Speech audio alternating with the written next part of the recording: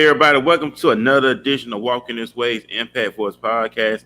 I'm your host, Furman Jackson Jr. I'm the CEO and founder of Walking This Way's Impact Force podcast. We are based here in the DFW, Dallas Fort Worth, Texas. We're very excited. I'm very excited to be back with my lovely co-host, Desiree. Desiree, what's going on with you? I hope you had a very productive Tuesday. And of course, we're back here on the podcast as we do every Tuesday night with great guests from all around the world.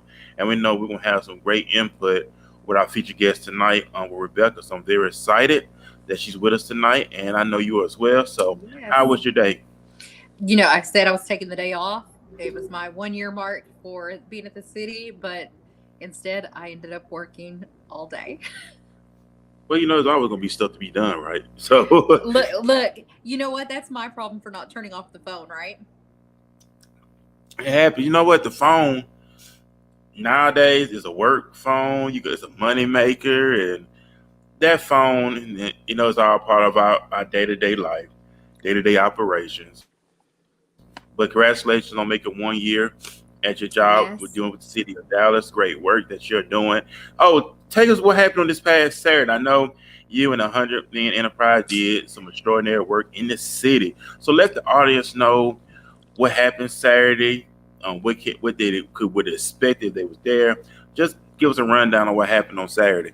Yeah, it was amazing. We had such a good turnout. So we met at the West Multipurpose Center over on Fish Trap Road, and we had a great turnout. A lot of good of our representatives from 100 Men there, and we just shared all kinds of wealth of knowledge. We did a quick study of computer basic information, which was very useful, and it really helped because a lot of the veterans were wanting to go into IT, so it was right up their alley.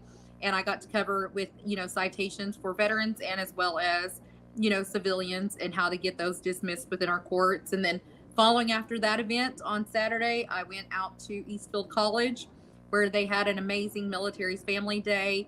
There was so much food.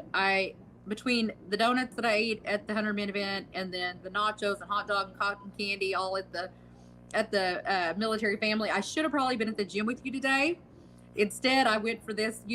I was taking the day off, no makeup, no hair done, nothing, and I should have been at the gym. That's all I can say. Well, I went this morning because after I got off work this morning, I told myself, you know what, I'm gonna get back into the gym, and that's what I did this morning after I got off work. So I went to the store, got me some milk and stuff for my protein shake because you want to work out, get something on yourself sick. So I did that, changed clothes, and went on to the gym. So I'm very proud of myself. So I'm kudos proud on of that. you. Way to kick Yeah, off that 41st birthday. I know, right? So I thank God to see 41 years old this past Saturday, and had a great time. Just to chill, relax, but it's always work to do. And then we back on the grind. But like I said, we are broadcasting from the DFW. We are live streaming on YouTube, Twitter, and Facebook Live as well. And also, Desiree, we got to give a big shout out to our fans that hears us on Spotify, Apple Podcasts, Google Podcasts, on all social media platforms and outlets as well. We got to give a big shout out to y'all. And also, by the way, give a big shout out to Shay, Ursula, and the Corn as well. They're with us here on the podcast. Big shout out to Cody as well. There's Ray with a website that's up and Yes. going. So you can go to our website. You can donate. You can purchase on our online store. We have T-shirts. We have all types of accessories that you can purchase to help support the podcast. So we're really looking forward to that as well. Also, so man, y'all stay tuned to that. And by the way, we got a lot of great stuff. Another episode this week is also. Thank you everybody for following us also as well. And like I said, man, be great. We are already going into the month of May, of course. I think this is the last week of April.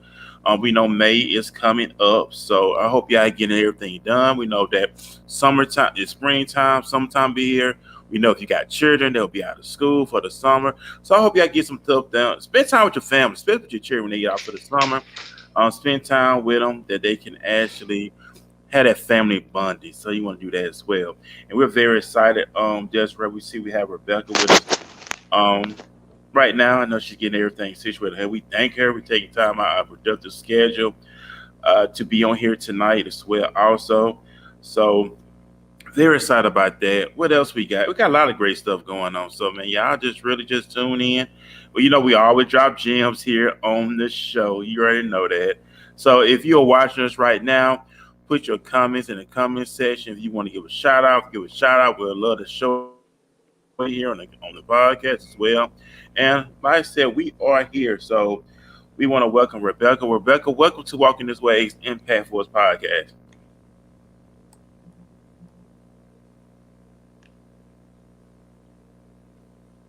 Get yours. Can you hear us, Rebecca? I think she might be having just a little bit of technical difficulties there. Oh, I think okay. I see her. Rebecca, can you hear us?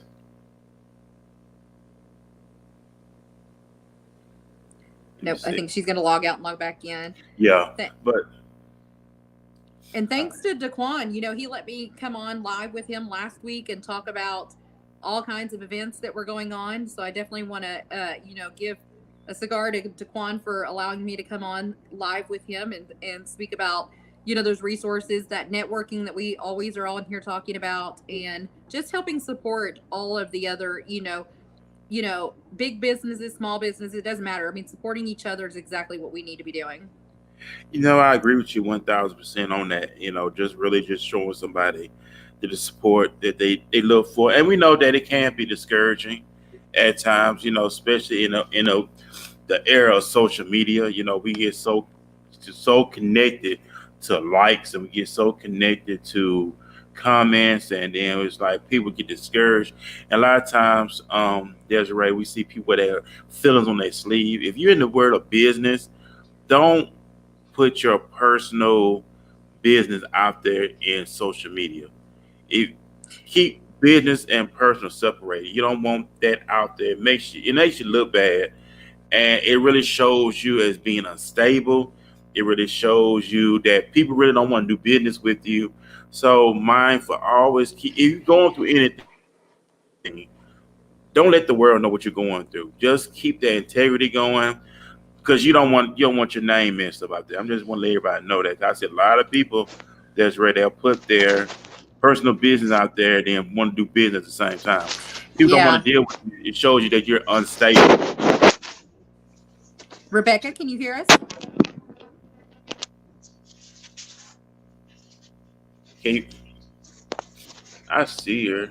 Yeah.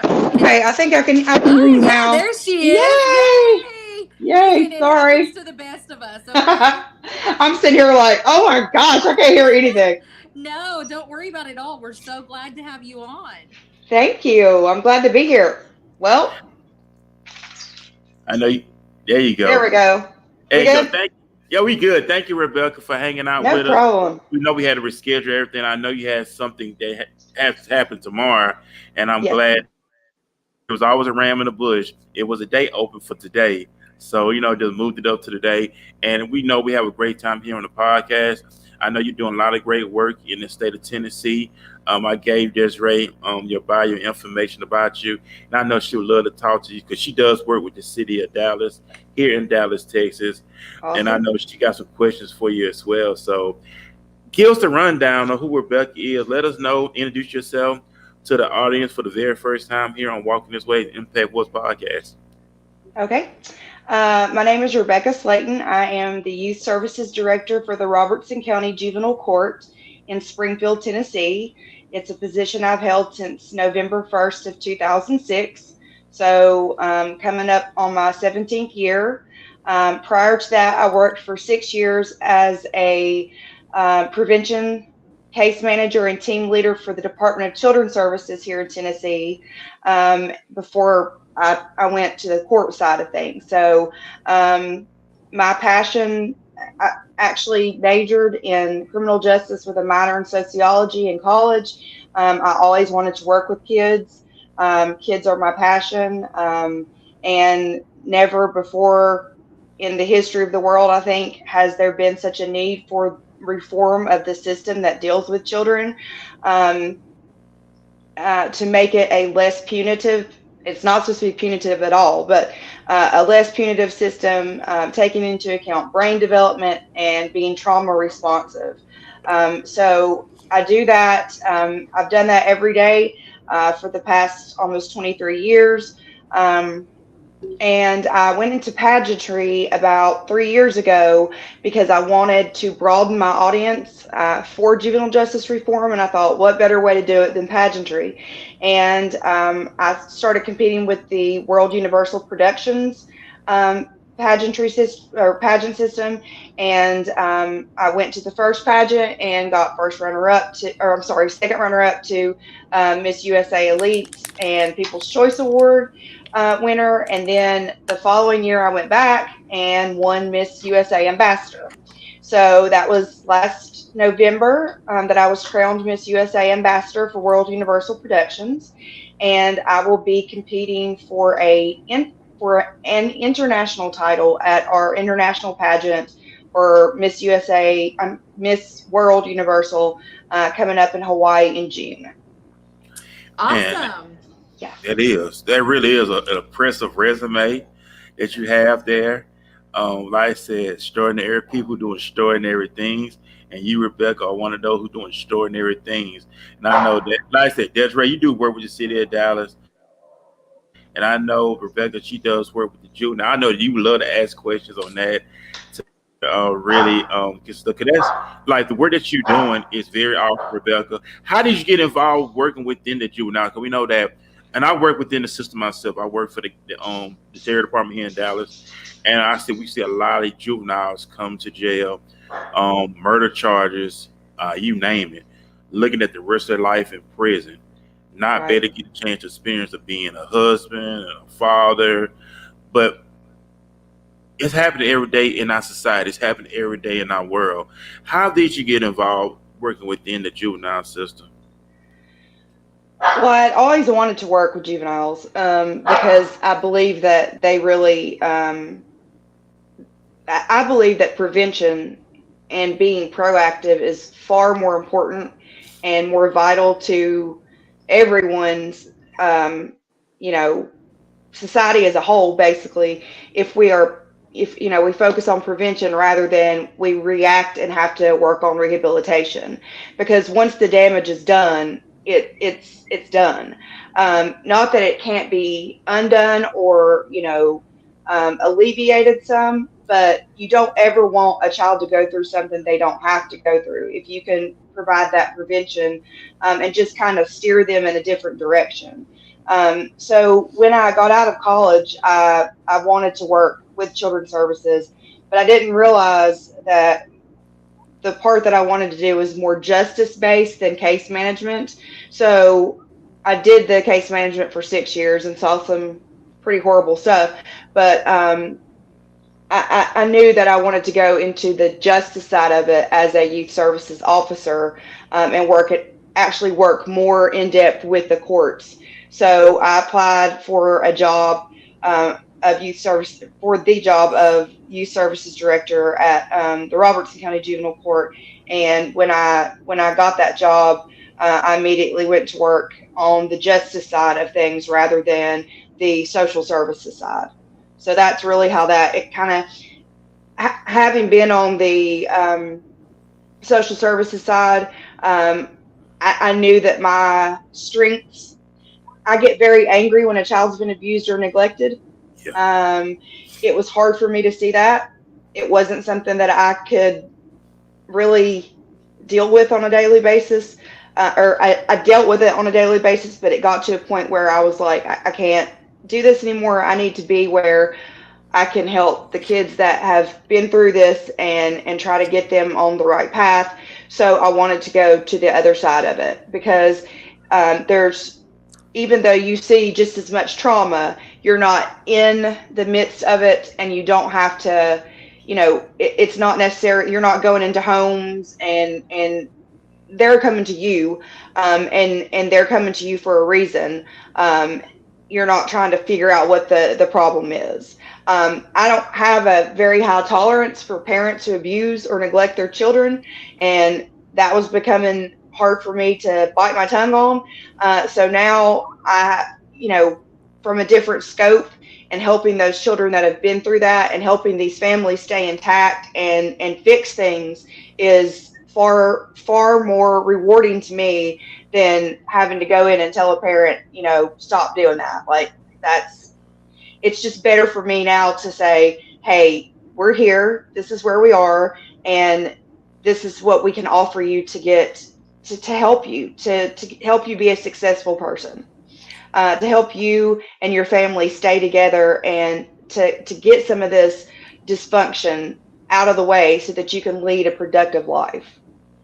Yeah, that's important. Go ahead, Desiree. No, I was just going to say, which we were talking before you came on, this is my first year with the city. Today makes 1 year anniversary for the city. And I was actually telling, Furman, I should have, turned my work phone off and not checked the emails, because I ended up working all day. And but that's how it just goes, right? But I work in the veteran services side of things. So I run our veterans treatment court. And, but, one, I definitely have to applaud you to have the self-awareness to know that, that doing that social service side was affecting you in other ways. A lot of people won't step away from it, and then it starts to, be a little bit muddy in making sure that they're doing their job, Right. properly. So definitely commend you for, doing that. And I was, of course, when I read your bio, I was so interested, which I originally, when I got my master's as a social worker, I said, I'm still working with kids. I did embedded care coordinator through the tribal kids in Oklahoma. Uh-huh. And it was hard. I mean, I loved it, but you take it home. It weighs on you when these kids call you wanting to do self-harm, or these kids are being abused, even in the foster homes that they're being put in.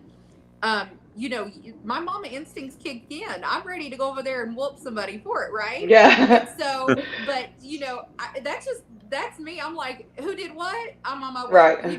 Yeah. But and it wasn't that I didn't love it, but I ended up moving to Montana and started working with veterans, and then did that for 2 years in Montana. Came back and said I couldn't imagine not working with veterans.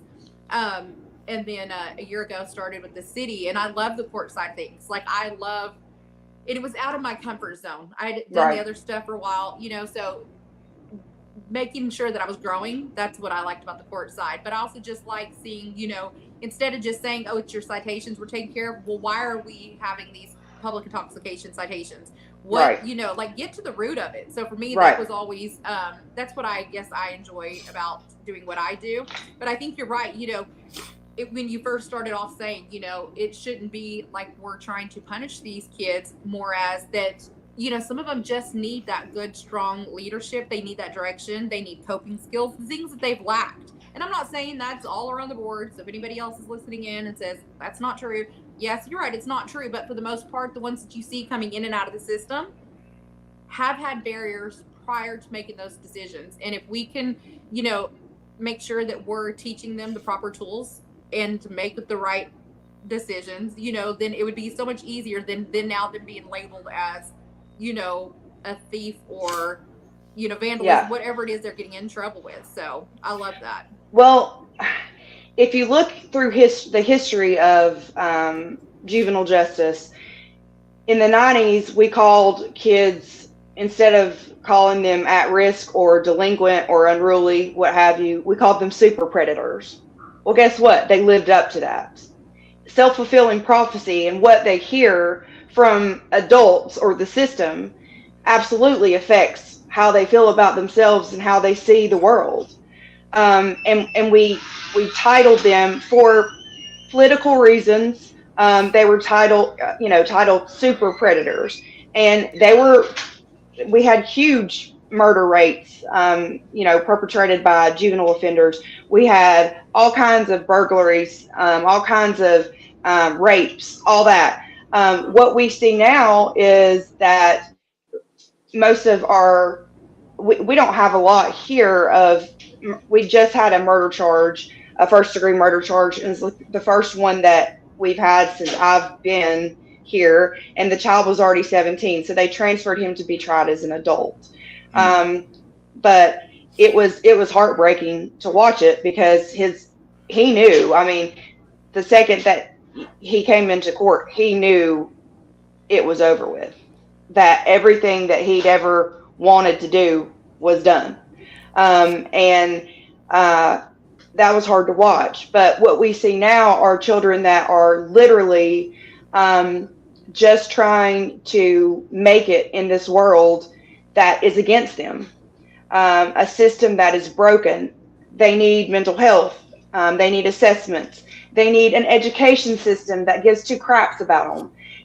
They need the educators to follow the educational laws that are set forth in the educational laws that say, you know, special education laws that say you have to identify these kids, and when you identify them, you have to offer them services. They don't need apathetic adults, because what happens, and with that label or that stigma that they get from those apathetic adults, is they decide that's all I'm ever going to be. That's all they think I'm going to be. So why should I even try? And they will give up. And so when they get in that mode, you have to have somebody in there that says no, no, they're wrong, and you can be who you want to be. You've got to go from victimhood to survivorship, or you're not going to make it. Like, that's when you get real with these kids. But the wonderful thing about that is that when you tell them, hey, we all don't believe that way. We all were kids once, and we had labels put on us.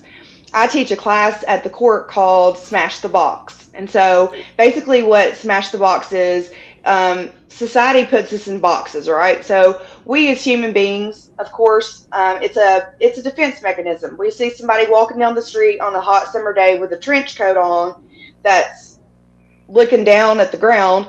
Automatically we're like, danger. This guy might have a gun or something, right? So Right, right. that's just what the good Lord puts in us, in our head, for discretion. What happens with that, though, is when he comes and he takes a puppy out from underneath there that he's, trying to keep warm or something, and you didn't give him a chance. You know what I'm saying? True. That's Like, true. so, the perception of things is, yes, we do have dangerous people out there, but we have people that we have to stay away from. But there are people that are misunderstood, and we don't take time to get to know the real them, so we do them a disservice. So kids have had that done to them so long that they've lived in this box that's been created for them. And so I explained to them that how you win, how you get out of that box, is to smash it and become who you want to become. And here's how. And when they have that knowledge, that is my favorite class to teach, because the kids are allowed to, we don't have court security in there. We don't have any law enforcement in there. It's me and them and maybe one of our staff members, and they are allowed to talk. They're allowed to tell me how they feel. They're allowed to tell me how they've been treated. They're allowed to tell me their own stereotypes about people. And when they realize that there's somebody out there that believes that they can be something other than it, living in that box for the rest of their life, it is amazing the looks that come over their faces. Absolutely, and I think that that's an amazing, definitely amazing class to teach. And I think that's the thing, is that we have, society has taught people that that because of the way somebody looks or acts, or even if they made a mistake, now they are labeled. So then these people do feel like, well, if you already see me that way, why change? Or this is what's expected of me because I came from a lower income home, or because I Right, came from a bad neighborhood, or because I came from a single parent, right? So automatically you think broken, they think broken. right, And so I think that is awesome to have that class to teach them that. And one of the organizations that I'm a board member of is Hunter Men Enterprise, and we originally started with our adults, and making our men of the community better leaders of our community, of their homes, and but we realized that we needed to focus some on the youth as well, being good mentors to those youth, right, being that that connection that they can go to when they don't have a father to go to ask questions about, or even just getting them involved in good community healthy projects, that they see that there is more that can be done than going out and graffitiing walls, or the things that you think, well, they're bored, they have nothing to do, or their parents are always at work, so nobody's chaperoning them. And so just making sure that we're raising those young men from a beginning stage before it gets into a stage of having to come see any of us in our courts. Right. Yeah. It's very hard to explain to a kid whose brain is not fully developed, and and a lot of our kids have this issue, who have had severe trauma and whose brain has been stunted literally by that trauma. um, it is very hard to explain to them why their actions that they thought at the time were rational are not. Because the last thing to form in our brain, the last thing to mature, to develop, is the prefrontal cortex, which is what we are supposed to use for our higher thought and for our rational thinking. That's not fully developed until male and female around age 25 or 26. That's brain science.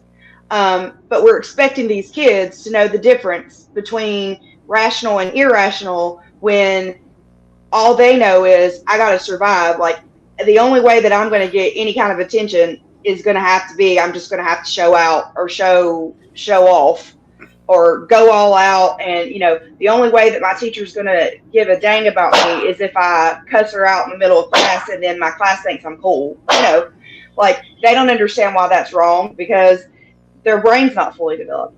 A kid who's been traumatized has even more problem with their brain development, because with trauma, there's like detours that go, and they've actually done MRIs of kids' brains who have been traumatized at a young age, and you can see little paths. So when you're maturing and your brain's maturing and you're trying to go from, your reptilian mind, like food, water, drink, shelter, up to your higher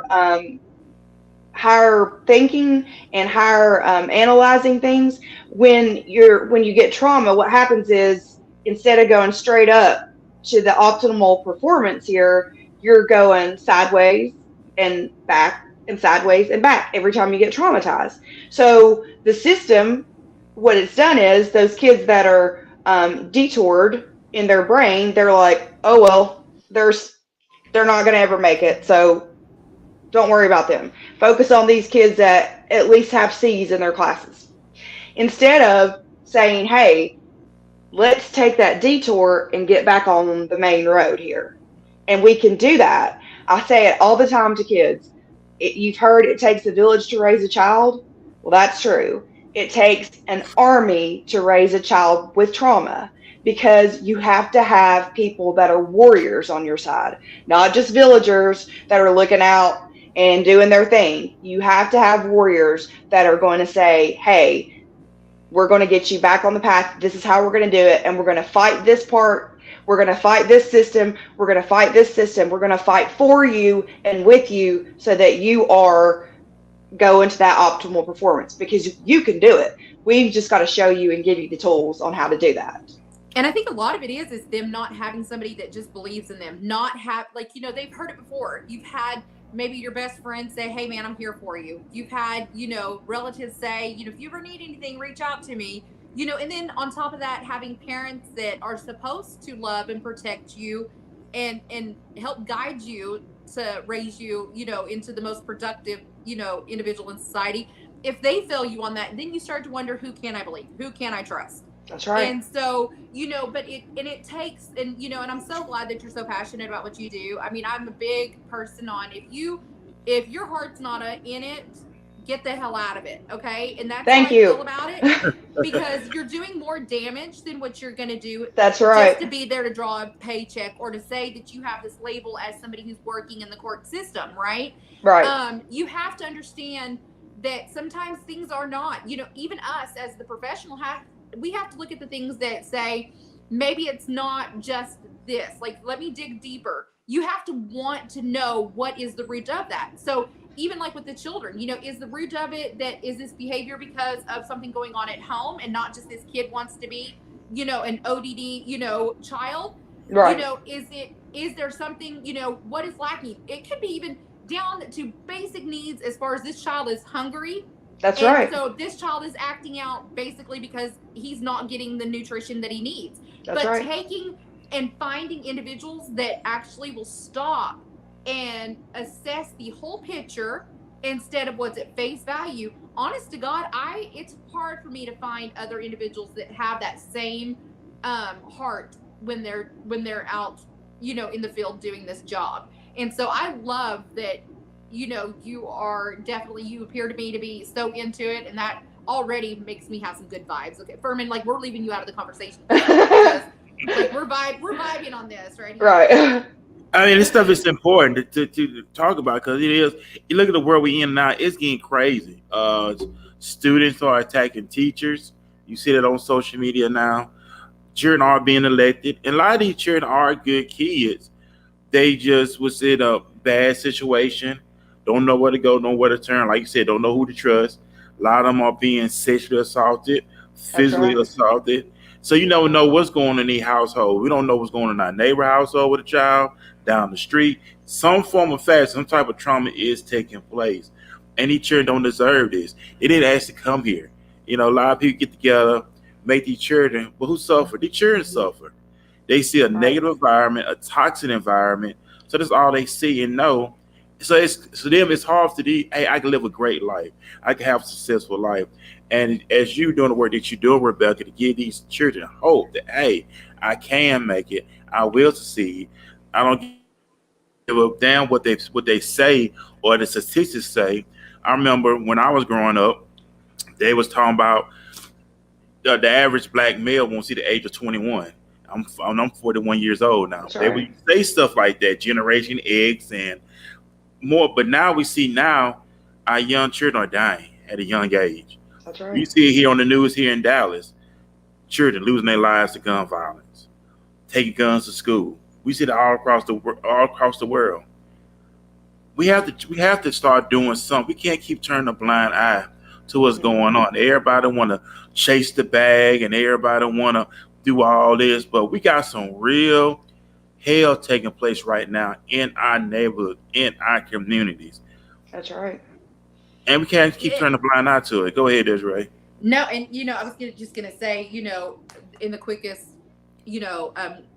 like, conclusion of it all, since you haven't been on the show before, Rebecca, myself coming from, a family of where I was being raised by a man who claimed to be my dad all my life, to find out later that he was not even my dad, but was molesting me and being beat by this stepmom.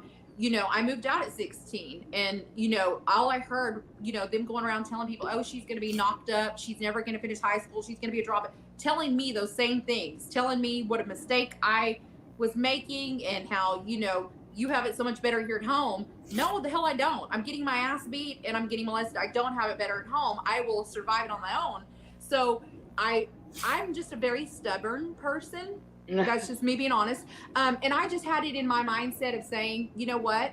I'm not going to be another statistic. I'm not going to let all of those, barriers they're mentioning be what holds me back. And so, was it a struggle? You're damn right it was.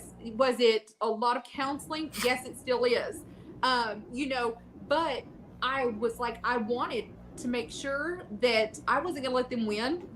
And and I think that's why I became passionate when I was first working, of course, with kids, and now just being in a social, as a social worker, period, was the fact that if I would have had just one person that believed in me, and that's all it would have taken, was just one person That's right. to actually trust what I was telling them was true, to follow up and You not would have gotten just, out of the situation sooner. yes. And so, but is there still long lasting, I'd like to say, I'd like to look at everybody here today and say I have my shit together. I don't. Like, I still suffer from, depression. I have anxiety. I've gone through my years with this OCD thing. And I have major trust issues still to this day, and it's crazy because I trust almost everybody, but then I don't trust anybody. Does that make sense? Right. Yes, it does. And it's like I get offended easily, like whenever somebody does break that trust, because I'm like, I trusted you. Like, how could you? So Right. there is a lot of, even downfalls if you're somebody who can survive it without having a strong mentor to help you to get through it. But I think that's the thing, is that our younger generation is believing that nobody's going to trust them. Nobody's going to believe you're going to, of course, I'm a kid. Who believes a kid? You're going to believe Right. my parents. You're going to believe the teacher at school. oh, you'll listen to whatever the principal says. I don't have a voice in this. That's what these kids think. So then these kids automatically are like, hell, I'm already in trouble. I'm Might as like, well why just not? Right. go big. Right. Let's keep screwing up. You've already got this on my record. I might as well continue this instead of, trying to say, we're not going to punish you. We want to see how can we help you to get out of this. What you talk to us, communicate with us. That's the thing, was we're not communicating with them. We're seeing their behaviors and we're making a judgment, and that's it. Right. And that is something that when I teach new hires, the first thing that I tell them is, like, we'll pick up a court file. Let's just say this is a court file. And I'll say, what is this? And they're like, it's a court file. And I'm like, if you think that right now, that's okay. I was like, but this is a life and it's in your hands.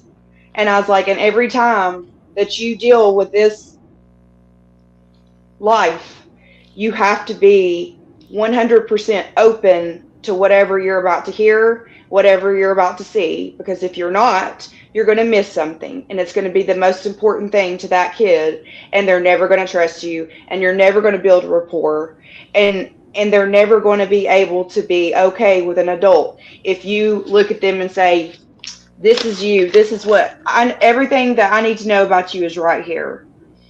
Because it's not. And kids want that acceptance. They want that rapport. And I always tell, the people that I train, I'm like, first of all, every time that you meet with this child and or parent together, it should be a conversation, not a confrontation. If you are confronting them every time, then you are doing it wrong. If you are standing over them as you talk to them, they are not listening to a word you're saying. They are in defense mode. Watch their body language, because if they do this, they're not listening. But never, ever, ever stand or loom over a child. Whenever I have a youth services officer on, he used to be an international basketball player, and he was a star here in our county. He's 6'5". Okay, he's a big guy.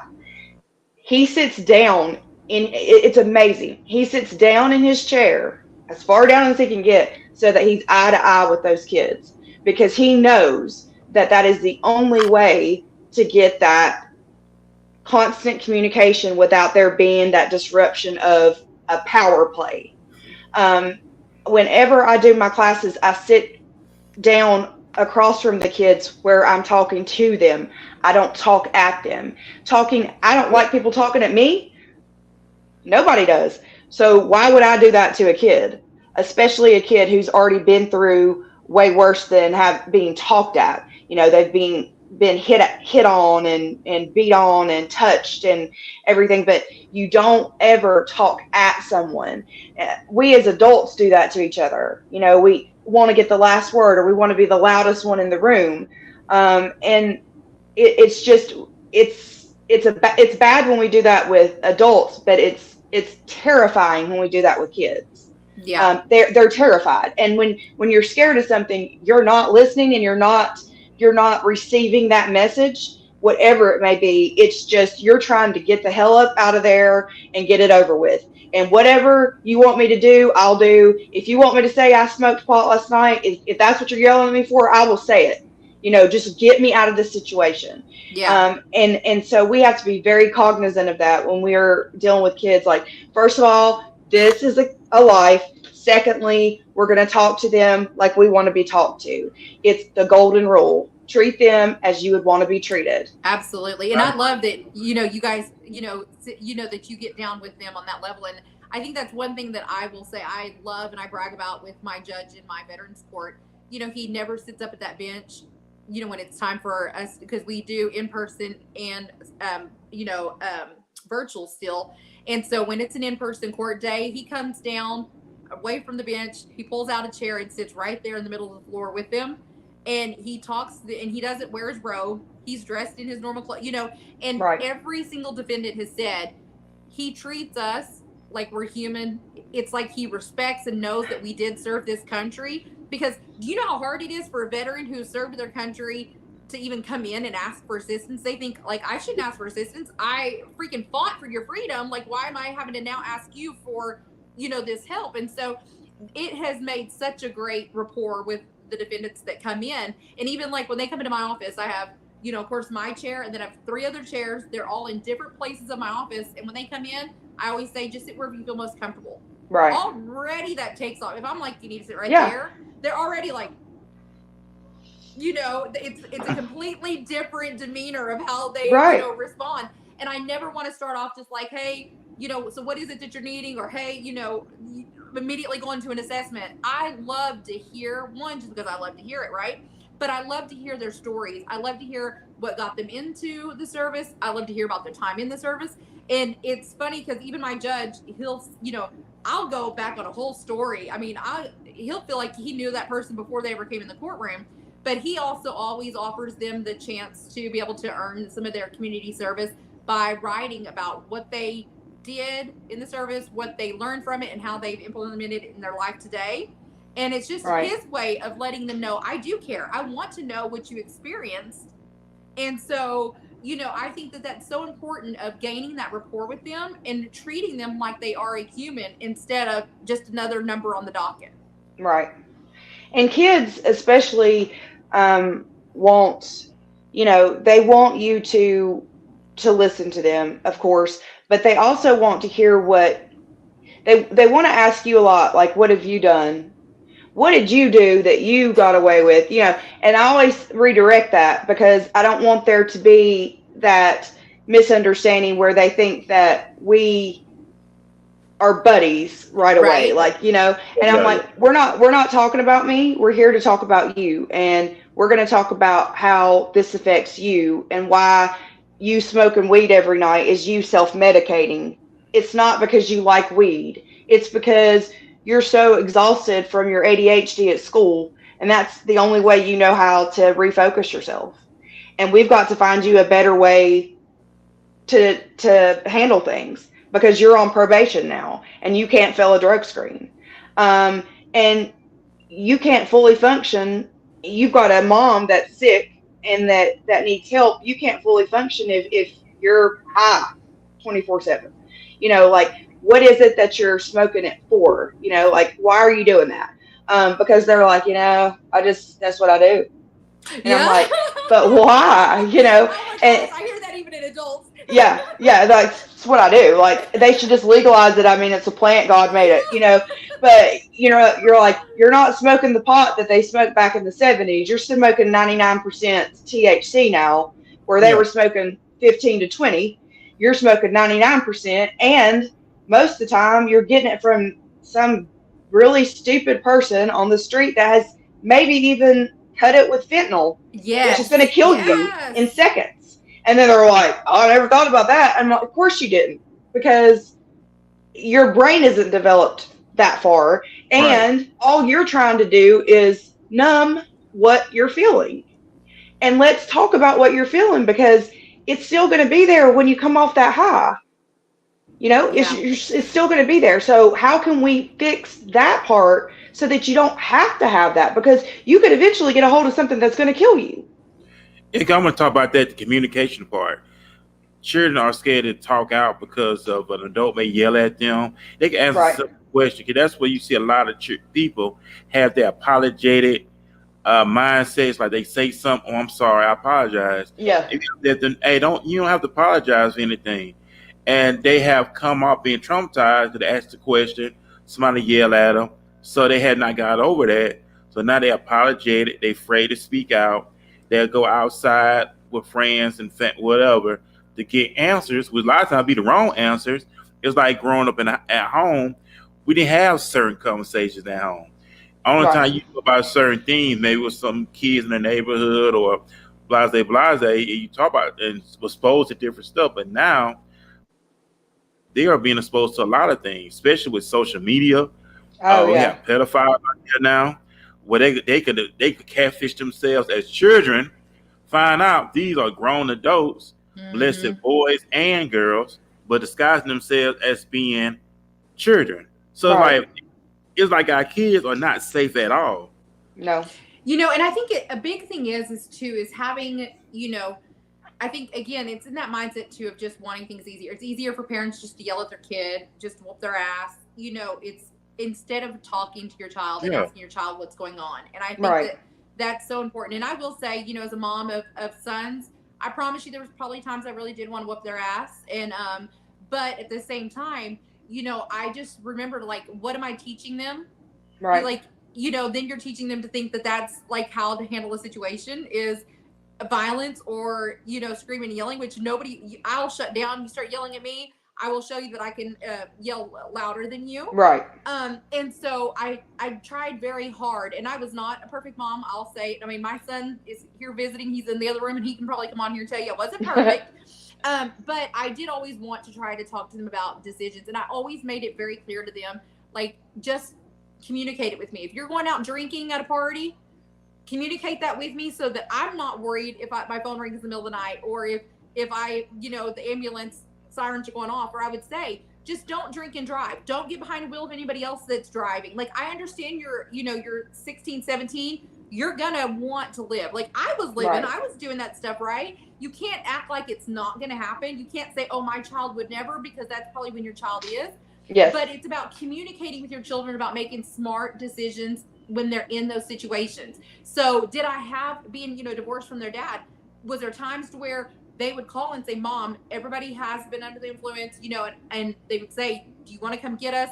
And I would, if it was 3 a.m, and maybe I'd say, listen, are the parents okay if you guys all just stay the night there? Right.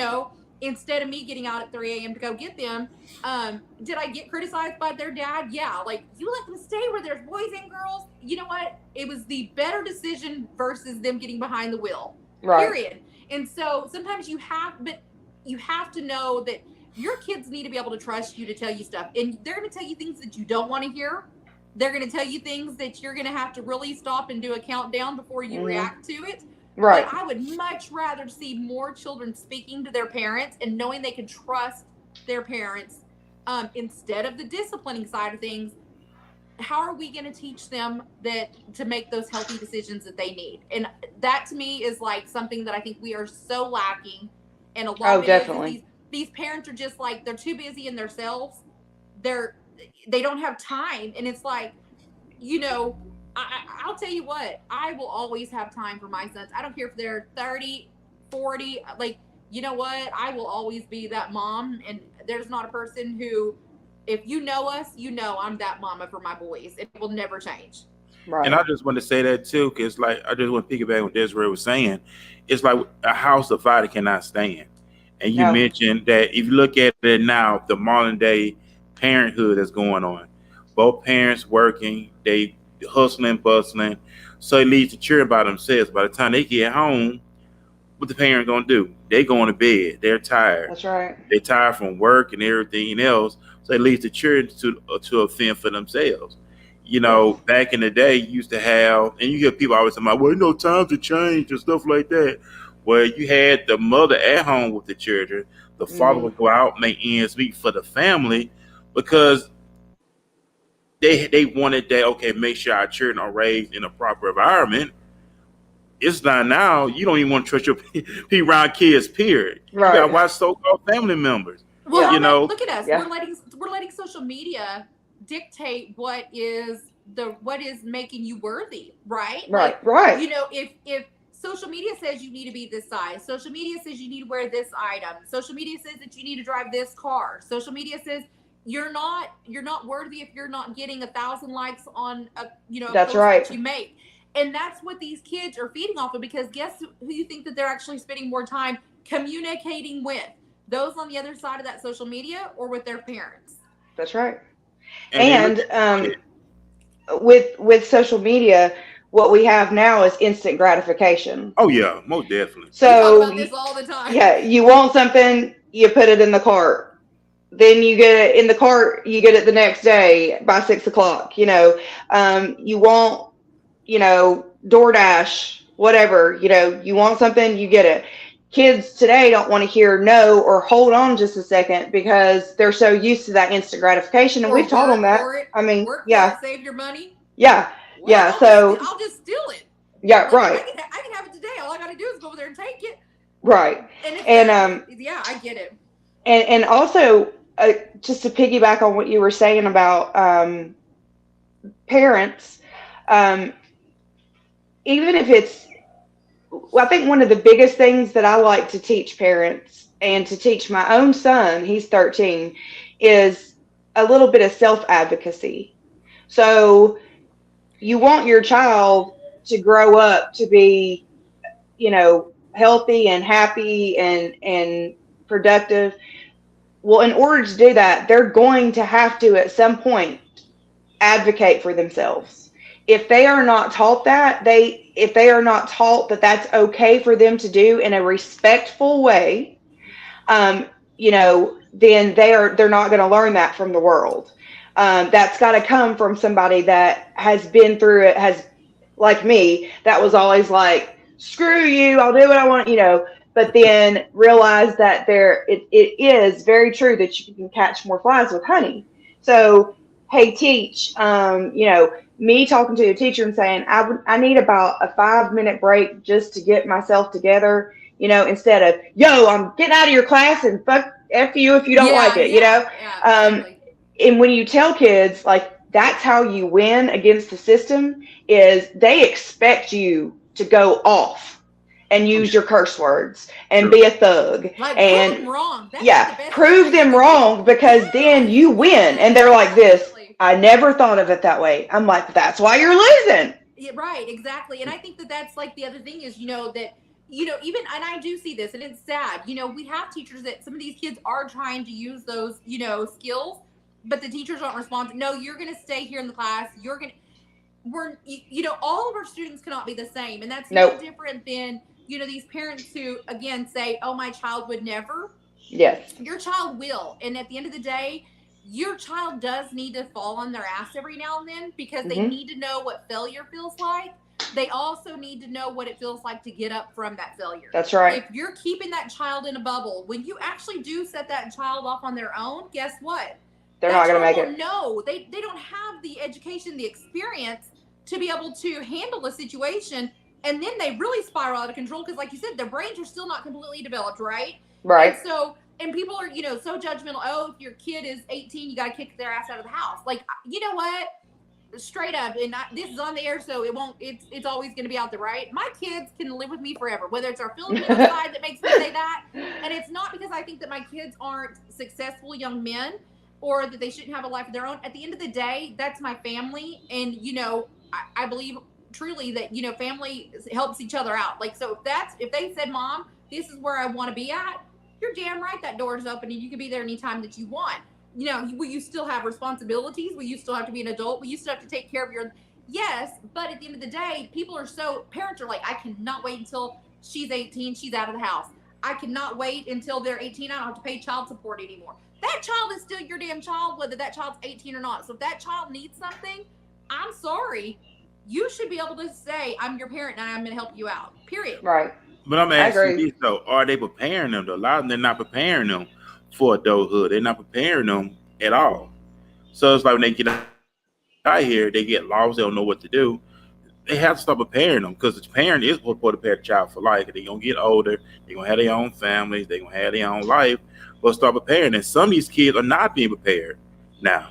They're raising themselves. And I want my kids to know that they can always stay with me because one day my ass is going to get old. and I'm sure that my craziness will really shine. And I'm going to hope that, one of my boys will be like, Mom, I'll take care of you instead of, putting me in a home, right? So I'm glad you brought that up because that's something that, we in juvenile court get a lot of flack from law enforcement. Because they're like, well, y'all are just babysitters and y'all just coddle these kids and give them suckers and send them on their way and they're little thugs and they're out here, they're just going to escalate because you didn't teach them a lesson. And what kills me about that is that, first of all, that's not what juvenile court's about. We're not supposed to punish. We're supposed to treat, rehabilitate, and educate. Secondly, why you want to lock these kids up is beyond me because I personally want them not to be locked up because I'd like somebody to pay my Social Security like I have paid somebody else's. Right, Right. 'cause we ain't gonna And see you. if, yeah, we're not, how's it going to happen if all of our kids are locked up or Hmm. they're incarcerated and they're institutionalized and they can never be out in the world to earn any money? Who's going to take care of anybody at that point? Right. It's going to, Go ahead, Brett. Go ahead and finish. I'm gonna it, piggyback it what you just it kills me that when I hear, and it's usually the same 4 or 5 law enforcement officers that are always pissed because they don't get their way, and that's not what juvenile justice is about. It's not what justice is about. Cops are always right. We have a constitution for a reason.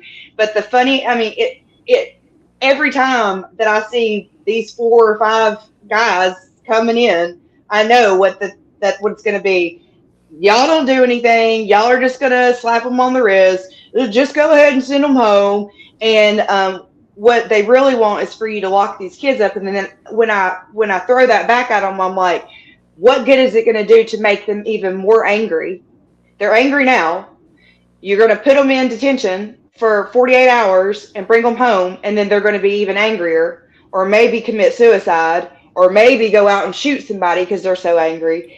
And, you know, think about those things when you're telling me, lock this kid up, lock this kid up, lock this kid up. Right, or you're gonna lock them up with a bunch of other kids that are doing the same misbehaving behaviors, right? And then Exactly. if there's not a good facility that they're being sent to, then And are there they aren't getting many. right? Are they getting the proper You're not. mental health care? Are they getting the proper, educational classes? Are they getting behavioral classes? So no, all you're doing is putting them all together where they're now all of a sudden coming up with the best kick-ass plan of what they're going to do when Yeah. they get the hell out, and Yeah. we better just be prepared. They've literally glorified the behavior, and they've added to it, and they're advocating for prison gangs is what they're advocating for. When they tell me to lock a kid up who has told his mom off, or told the cop that he's a pig, okay, or shot the cop a bird, which is not against the law, but they will charge you with disorderly conduct sometimes because they can. Um, we don't detain those kids. We only detain kids that are they have to fit certain criteria, and they have to be like violent offenders, or they have to be very serious felony level offenses, for us to detain.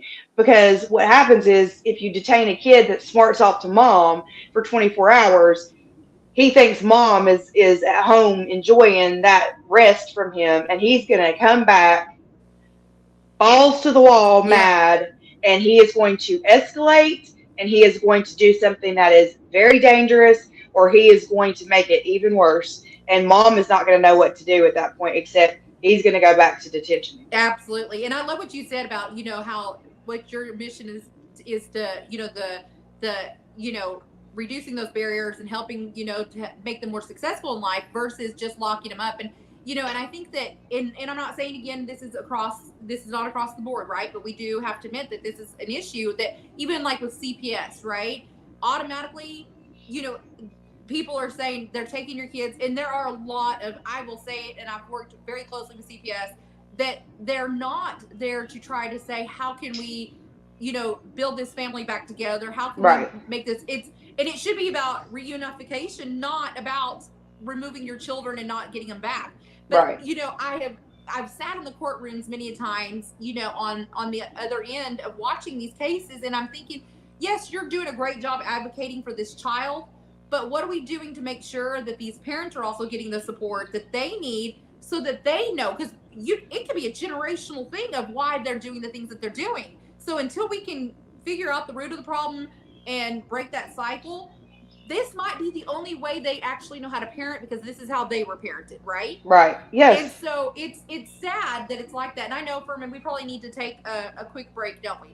Yeah, yeah, we got to take a commercial break. Go ahead and finish up, then we're going to do a commercial break. No, I'm good. That's it. All right, we're going to jump to a quick commercial break, and we're going to be right back with our conversation. And by the way, to everybody that's tuning in with us, leave some comments. If you have any concerns, any questions at all, don't be afraid to put them in the comment section. Just some great information that's going forth tonight here on Walking This Way, because we got to think about our young people, because they need our help. We all been there, so they need our help, and we're gonna jump right into our commercial break. M Green Enterprises, the home of Malara Green, your confidence coach. She is a licensed clinical social worker who serves as a therapist, clinical supervisor, master healer, and transformative speaker. Malara is fiercely committed to guiding individuals to become unstuck and motivated to confidently reach their goals while owning their God-given gifts. She serves as the bridge between your caterpillar and butterfly moment. If you are ready to transform, check out www.malaratransforms.com, for she is ready to transform with you.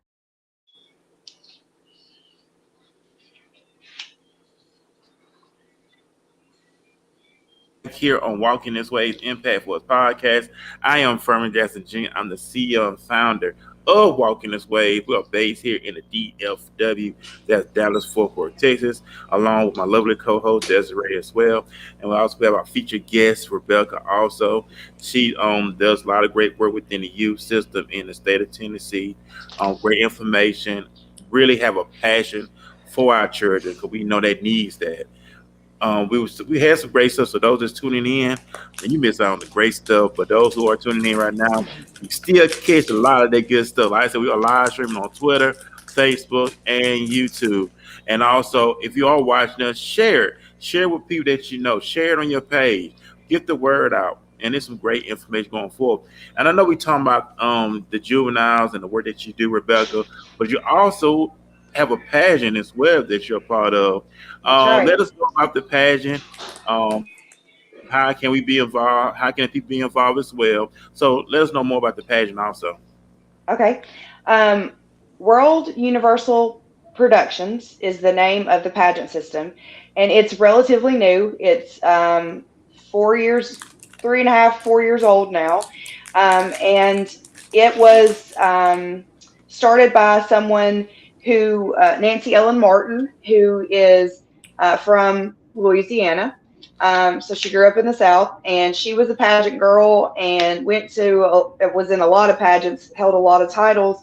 And she just realized that the pageant systems weren't, what's the word? They weren't inclusive enough. Okay. So if you'd been married before and divorced, you couldn't be in there. If you were pregnant, you couldn't be in there. If you were lesbian, bisexual, gay, transgender, you were disqualified, all that stuff. So she wanted to do an inclusive pageant system that was about diversity, inclusion, philanthropy, and you don't have to have a platform in World Universal Productions, but it is encouraged. Most of us have one. Mine, of course, is juvenile justice reform. And the great thing about World Universal is that it is so diverse and it is inclusive. We don't have what Desiree said earlier. There's no size requirement. We don't do swimsuits, thank God, because I wouldn't do it. We do fitness wear instead. Okay. We do fitness wear. We do interview. We do evening gown, and then a final question. So there's honestly, we all say this, and it's so true. Pageant week is a week of fun and like slumber parties and hanging out with your sisters that just happens to have a pageant at the end of it. And that is so absolutely just, if you only knew the friendships that I had made, that I've made so far with my sister queens and just within the pageant system, it is nothing like your stereotypical pageant that you see. There are no mean girls. We don't do mean. We don't do ugly. We're very accepting. We want everyone to feel accepted. We want everyone to feel valued. And that's important to me because that's what I do with kids. We do have a Miss, I'm a Ms., so that's 25 and up.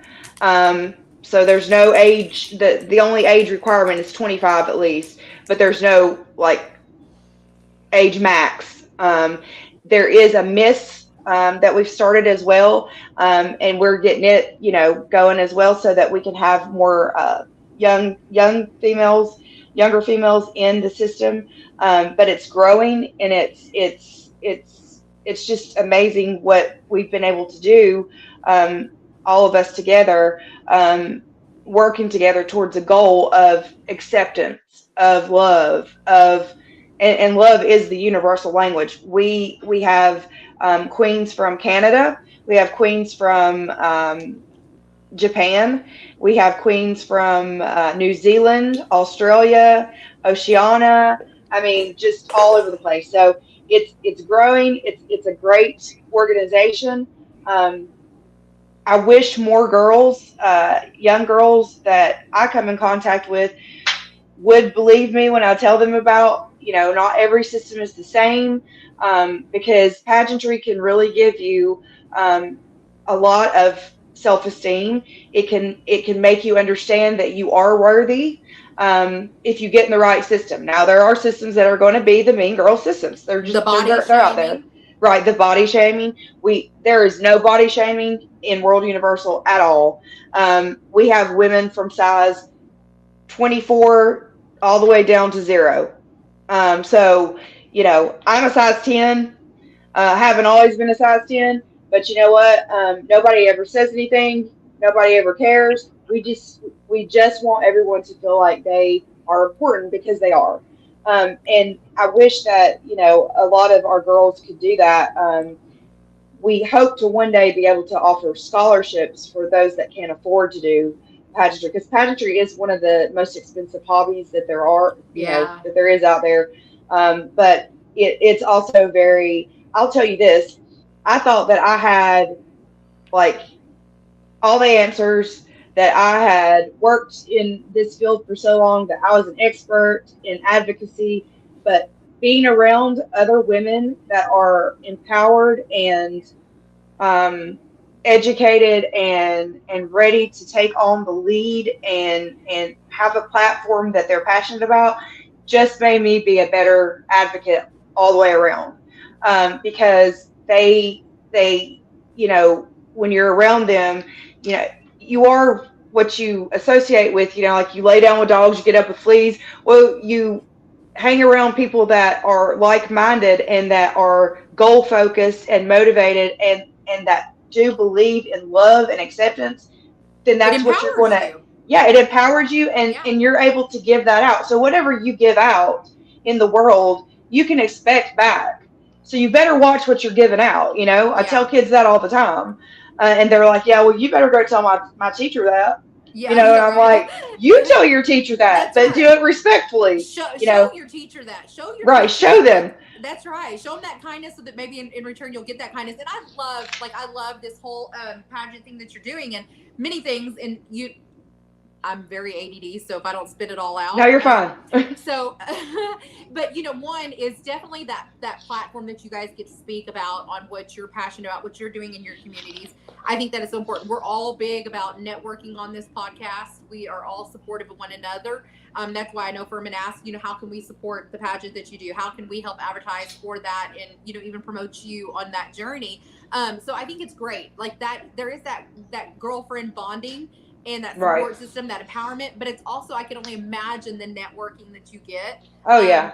by being a part of that. But I also wanted to say, like, I love that you guys are starting with these younger girls as well, because at the end of the day, they need to be around a group of individuals that, especially in this pageant world, that says, we love your body the way that it is, and Right. truly mean it, right? And Right. so, you're beautiful the way that you are. But I think the scholarship thing, I think, would be amazing. And I think especially if it's these younger girls that are also passionate about going into a field that they will then use as their platform, on the Right. on the pageant. Like, why wouldn't we want to support them to be able to chase that dream? Because we're always talking on here about, how some kids are told, you better dream a little bit more realistic. You better think of something that's, come on now. Come back down to earth. That's right. You're never going to get that far. You're never going to drive that car. You're never going to own that. You're never going to have a private jet. But we should be encouraging our younger generation. Yes, just work for it. Strive for it. I believe in you. You can Right. do it. But we are, again, our society is so negative. It's very negative. Like, negative is what we want to focus on. when it comes to, more people are wanting to comment on something negative on social media than what they are to want to say congratulations on something positive. And if they do say it, it's almost kind of like in a salty way that some people are saying it, right? They're like, I'm hating on you, right? Or like, yeah, right, like you really did that. When, you know what, I see so many times where people will rag on people on there, and I'll be like, if it bothered you, just roll past it. Like, you don't have to say something negative. You don't have to be that Karen of the freaking damn social media. Exactly. Scroll. That is the beauty of scrolling, unfriending, whatever. But no, you have those people that just have to say something negative. They have to put you down. They have to belittle you. They have to make comments about your relationship. It's so sad that we are not choosing to be more supportive. And you know what? Even if you don't agree with it, either if you don't want to say something positive, then just don't say anything at all. That's better than the bullshit that I read on here of what people are saying. I mean, we have armchair quarterbacks, we have armchair cheerleaders, we have armchair senators, and a Supreme Court justice. Everybody's got an opinion, and the great thing about it is, excuse me, as Americans, we're allowed to voice our opinions, which is great. I mean, we have that constitutional right. However, just because we have that right doesn't mean that we really need to exercise it 24/7, 365. Right. Especially if it's going to hurt somebody else in the process. Yeah. It's just not worth it. And it's uncalled for. And I'll be honest with you. The kids that I deal with on social media aren't as bad as some of their parents are. Yeah. Yes. We had two girls that got into a fight, and by the time they came to court, they had already made up, and their moms were literally standing across from each other, going off on each other. And our judge was like, "Okay, y'all are the problem. Yeah, they are. These two are fine. Y'all are the problem. They are.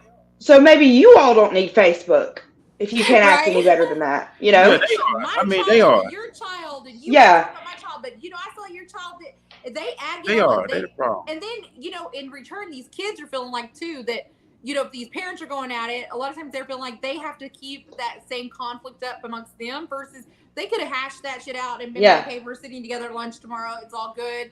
Instead, so stupid. It's but they don't. Sometimes people aren't seeing that they're following in your footsteps, whether it's the right footsteps or not. Everything that you're doing, every behavior, every word, every action there is, I promise you they're watching. They may not be, how many times do you say, "Oh my God, I sound just like my mother"? A lot. You know what I'm saying? And so, right.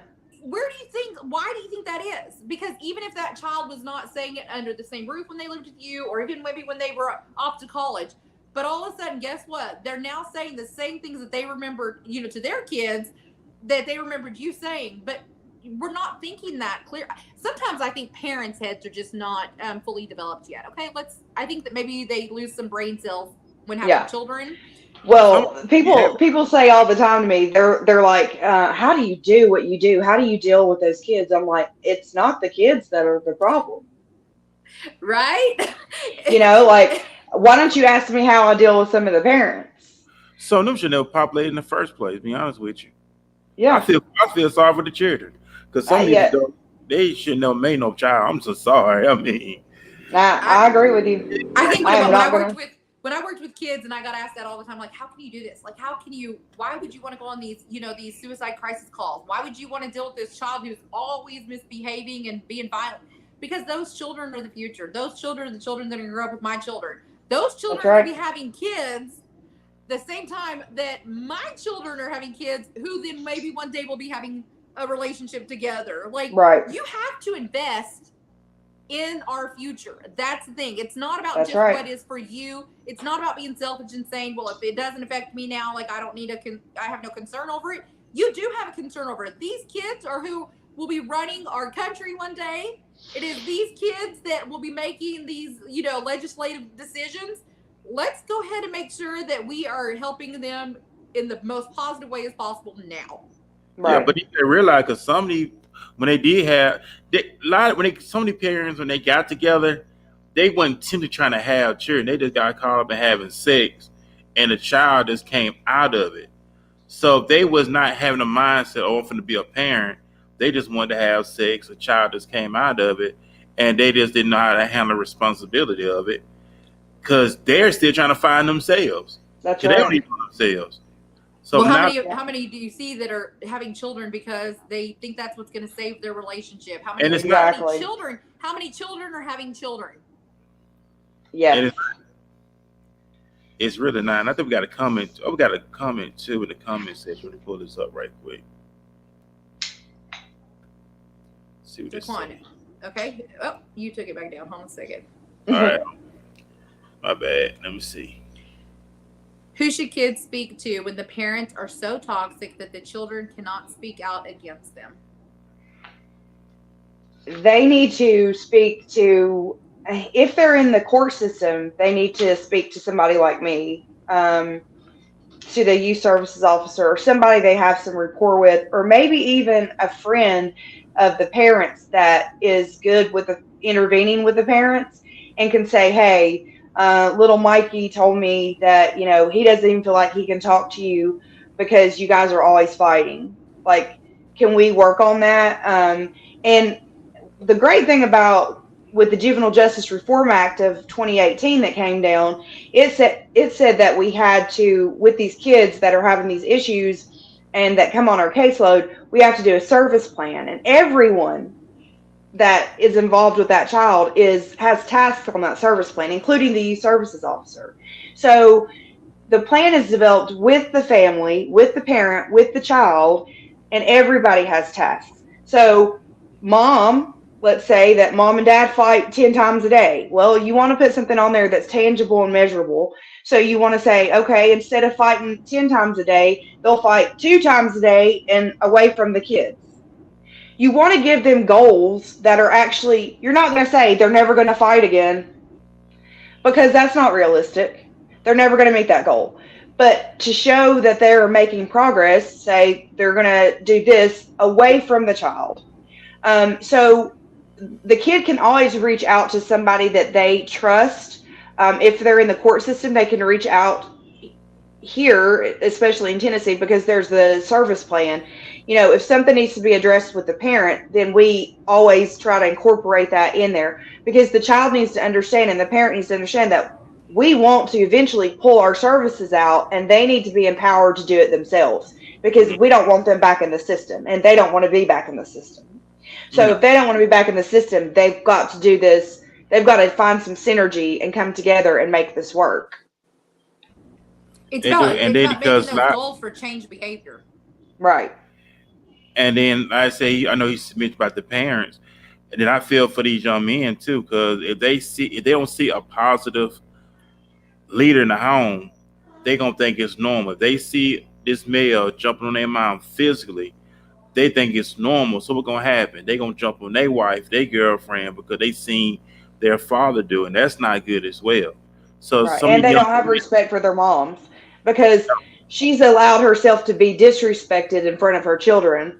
Right. And so they no longer respect her and they think that all women are going to be like that. So it's just it's just a vicious cycle. And one thing I did want to say about the parents and divorce and all that, I'm not saying that divorce is necessarily a terrible thing because, sometimes it has to happen and it's always not in everybody's best interest to stay together. I mean, that we know that. Mm-hmm. But as far as brain science goes and adverse childhood experiences, which is the new key term that everybody's using, everybody's heard it as ACEs, adverse childhood experiences, the number one adverse childhood experience is divorce.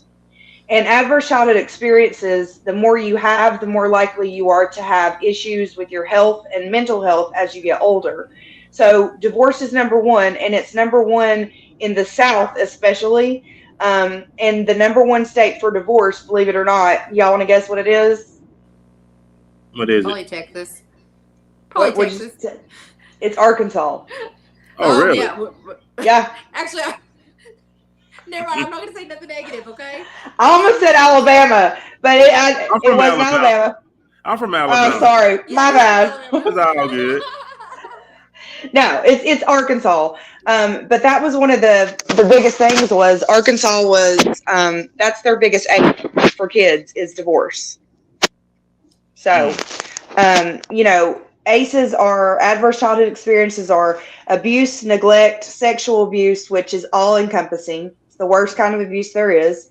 It's mental, physical, emotional.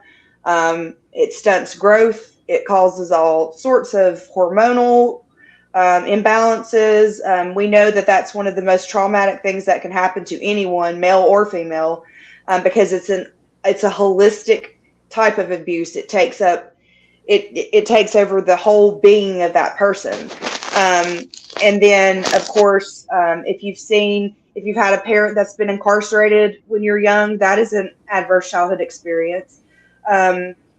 There are a lot of them, but they've narrowed them down. So when you take the ACEs assessment, if your score is 4 or higher, if you've had 4 incidents ACEs or higher, then you're at higher risk for mental illness, obesity, diabetes, cancer, and asthma, like all kinds of stuff. Just because that's chronic stress, that trauma causes chronic stress that is harmful to your body because you keep getting it and you don't ever get any reprieve from it. And so I agree with you too on like the sexual abuse part of things, and I think, just being, I don't even like saying that I am a survivor of sexual abuse because I don't feel like I have truly survived it. Right. I have learned to make to see more of the positives in things than to focus on the negatives. And I think that's been like the biggest, challenge for me. But also the thing that's gotten me through it. Okay. And so, but I have so many people that are like, you're still getting emotional about it. Like that was so long ago and you're still emotional. Like you should see a therapist. I am seeing a therapist, but unfortunately, just because you talk to somebody about it doesn't mean that you still don't have nightmares. It still doesn't mean that certain smells cannot trigger you. It does not, like when, and I guess this is the thing is like, I'm diagnosed with PTSD and people are like, again, I don't want that label. Like that's for military. No, the hell it's not. Like if you have experienced something that has that big of an impact on your life, it will traumatize you for life. There's certain ways that I don't like to be touched. There's certain, and we've talked about this, Furman, on the show. And I have people that say, you just need to pray about it and give it to God. You need to learn to forgive. You know what?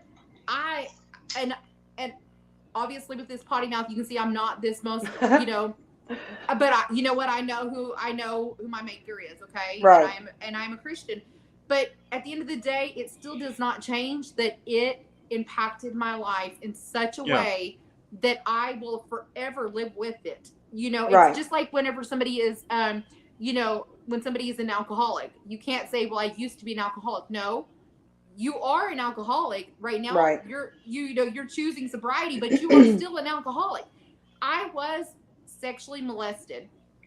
I will never be completely over what happened to me. I will always have the depression that I have to face with it. It's about being able to identify what's triggering me. It's about also knowing how to get out of it. Which girlfriend can I call to say today is a shit day and I just really need you to cheer me up, right? It's about having a good support system. And I think that's what, again, goes back to me saying that if you are not passionate about whatever job you're in, go flip some damn burgers because I would much rather you be screwing up a damn, burger order than I would for you to make these individuals that come through the system thinking that they're coming for somebody to truly help them, but yet you're truly damaging them even more. Right. And I think what people don't understand about trauma versus stress, and I came up with this myself just because I've been through, some issues with trauma. I have PTSD. So I guess this is how I see trauma versus just a stressful situation. And there's a big difference. So I call it the scratch versus scar analogy. So when you scratch your skin, you got a superficial scratch. You're going to see it for a while and then it's going to heal and then it's going to fade. right? A scar, however, changes the landscape of your body. Trauma, unlike situational stress for the moment, doesn't just scratch us, it scars us and changes our landscape so that even when it heals, we can still see it. And it is a constant reminder of what we have endured. Yes. And I think that when I tell people that, they're like, I have never thought of it that way. And I'm like, well, you don't unless you've been through that. And then, with a scar, you know, even though it heals, it's never, unless you have like some kind of amazing um, plastic surgery, you're still going to have a discoloration or a dimple or whatever in your skin. Your landscape is forever changed.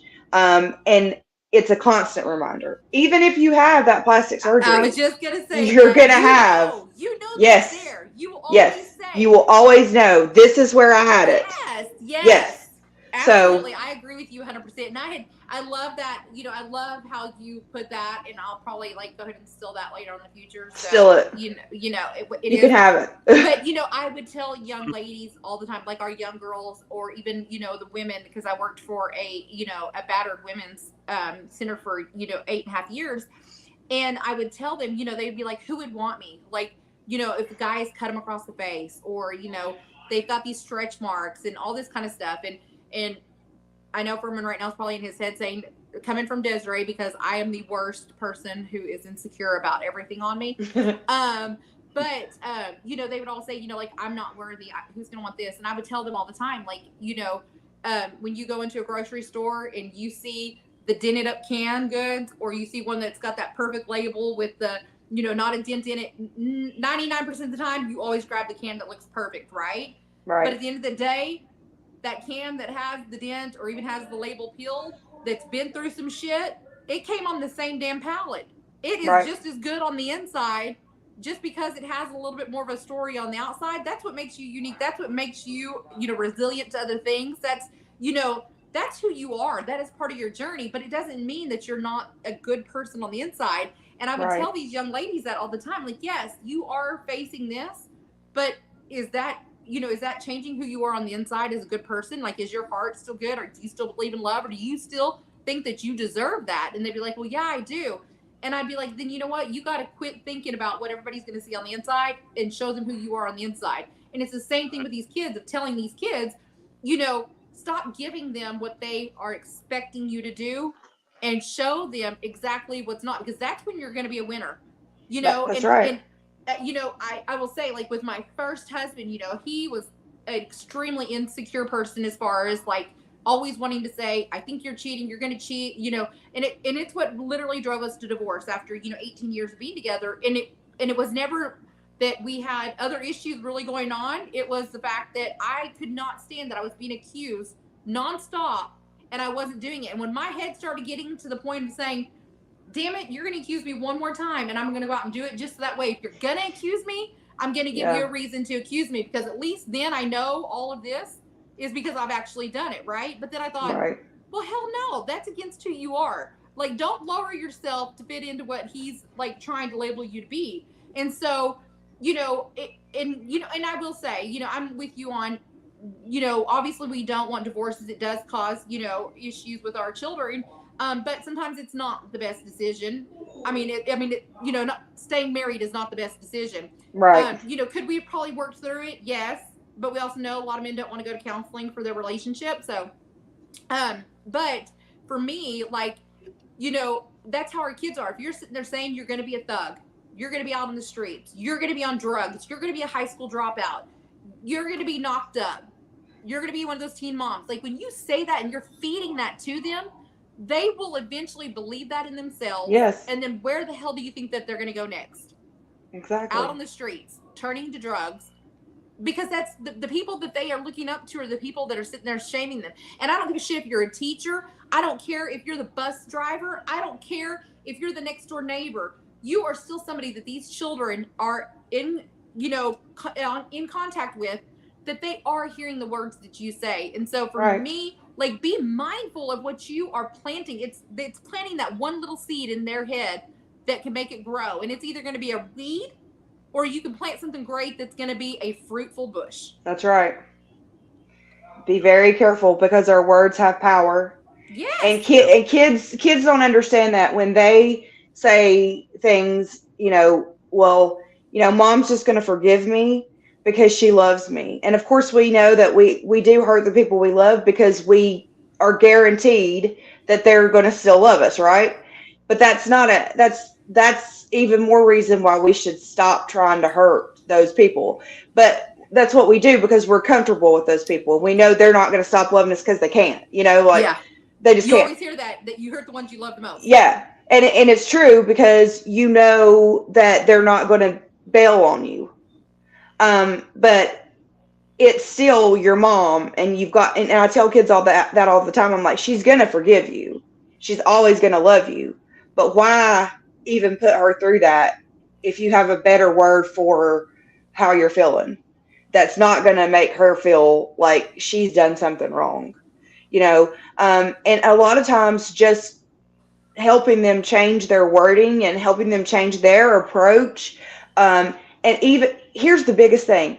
The biggest thing that helps these kids, I've noticed, is when I tell mom and dad in front of the kid, or mom or dad, whatever, whoever I've got in front of me, I'm like, he's telling you, mom, when he gets home from school, he needs 10 minutes of alone time.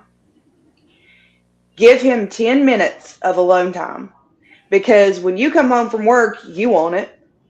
Mm-hmm. And the mom's like, I didn't think of it that way. Well, why wouldn't you? To him right now, his one job is to go to school and get through school. So it's just like you go into your work shift. You need to come home. You need to de-escalate. You need to decompress. He needs the same thing. And when they see that they can do that, it's like you almost are giving them permission, although they've had it all along. They could have done it all along. Just you recommending that, the next time they come and see you, they're like, we always go back over their goals. I'm like, did you give him 10 minutes? She's like, actually, I gave him 15. And he was like, I asked her for 15. She gave me 15. And then I did my homework and we were good. Sometimes it's the smallest thing. Yes. It's just a tweak in the language. It's a tweak in the emotion. And it's a tweak in just the parents giving the child a little bit of leeway to have the same emotions that the parent has, because exactly. they're humans too. Like, they're little humans. And I think that it's that communication thing too, of like, we're not, sometimes as parents, and I'm a mom, I'm guilty of it, right? Like, sometimes you're just thinking, well, I'm the mom and what I say goes, or right. I know what's best. Like, and it's just a natural reaction. Okay. Like, we're all right. guilty of it if you're a parent, but you also have to understand, like, even on that thing, as far as saying, if you're constantly popping your child in the mouth, if you're constantly showing violence, when something goes wrong, that child will then think that's the solution or the reaction to everything, right? That's right. Or the name calling, the verbal behaviors, that's what they're going to think. And or versus, like, when I was saying that, like, I tried to do things of communicating with my kids, if they would say, we're going to go do this, sometimes I'd say, okay, well, then you understand that it could go two ways. You can go, the best time of your life, you may not get caught. Whoop, you lived it up. It was great success. You could go, you could get busted, you could get an MIP, you could this. Now, at this point, we've discussed the different variables, and now I'm going to let you make that decision. Right. Sometimes you just have to break it down like that, because in that moment, all they're thinking is, hey, we're going to go and have the best time ever and kick it at this party, not stopping and just thinking. But that's the thing, is we've got to slow down. You've got to slow right. down and process it and not be so impulsive. And it's that instant gratification thing that we go back on every time. Right. And if we as adults can't show that to our kids, what do we expect from them? I mean, because I have kids all the time come and tell me, why shouldn't, y'all get on to us for arguing about stuff. My teacher gets on to us about arguing or having a conversation. He says, but then she and the math teacher can't get along. They don't even want to go by each other's rooms. And what about the people in the White House? They all hate each other. Right. Like, who are we supposed to learn from? Right. Exactly. And you can't even get mad at them for that, because it's true. Yeah. They don't have the examples that they need. And what do they go to? They go immediately to social media. And everybody on social media is an expert about everything that they're not an expert about, you know? And it's just, it's, the kids have the odds stacked against them today, and they need a voice of reason and a voice of peace. And they don't have enough of those. Absolutely. And I think, it's even like, you have people that are really sarcastically always saying like, oh, she's got daddy issues, or, Right. That's why she's searching for this. I mean, like, and I can say this proudly because I was that girl that had daddy issues, obviously. I mean, hello.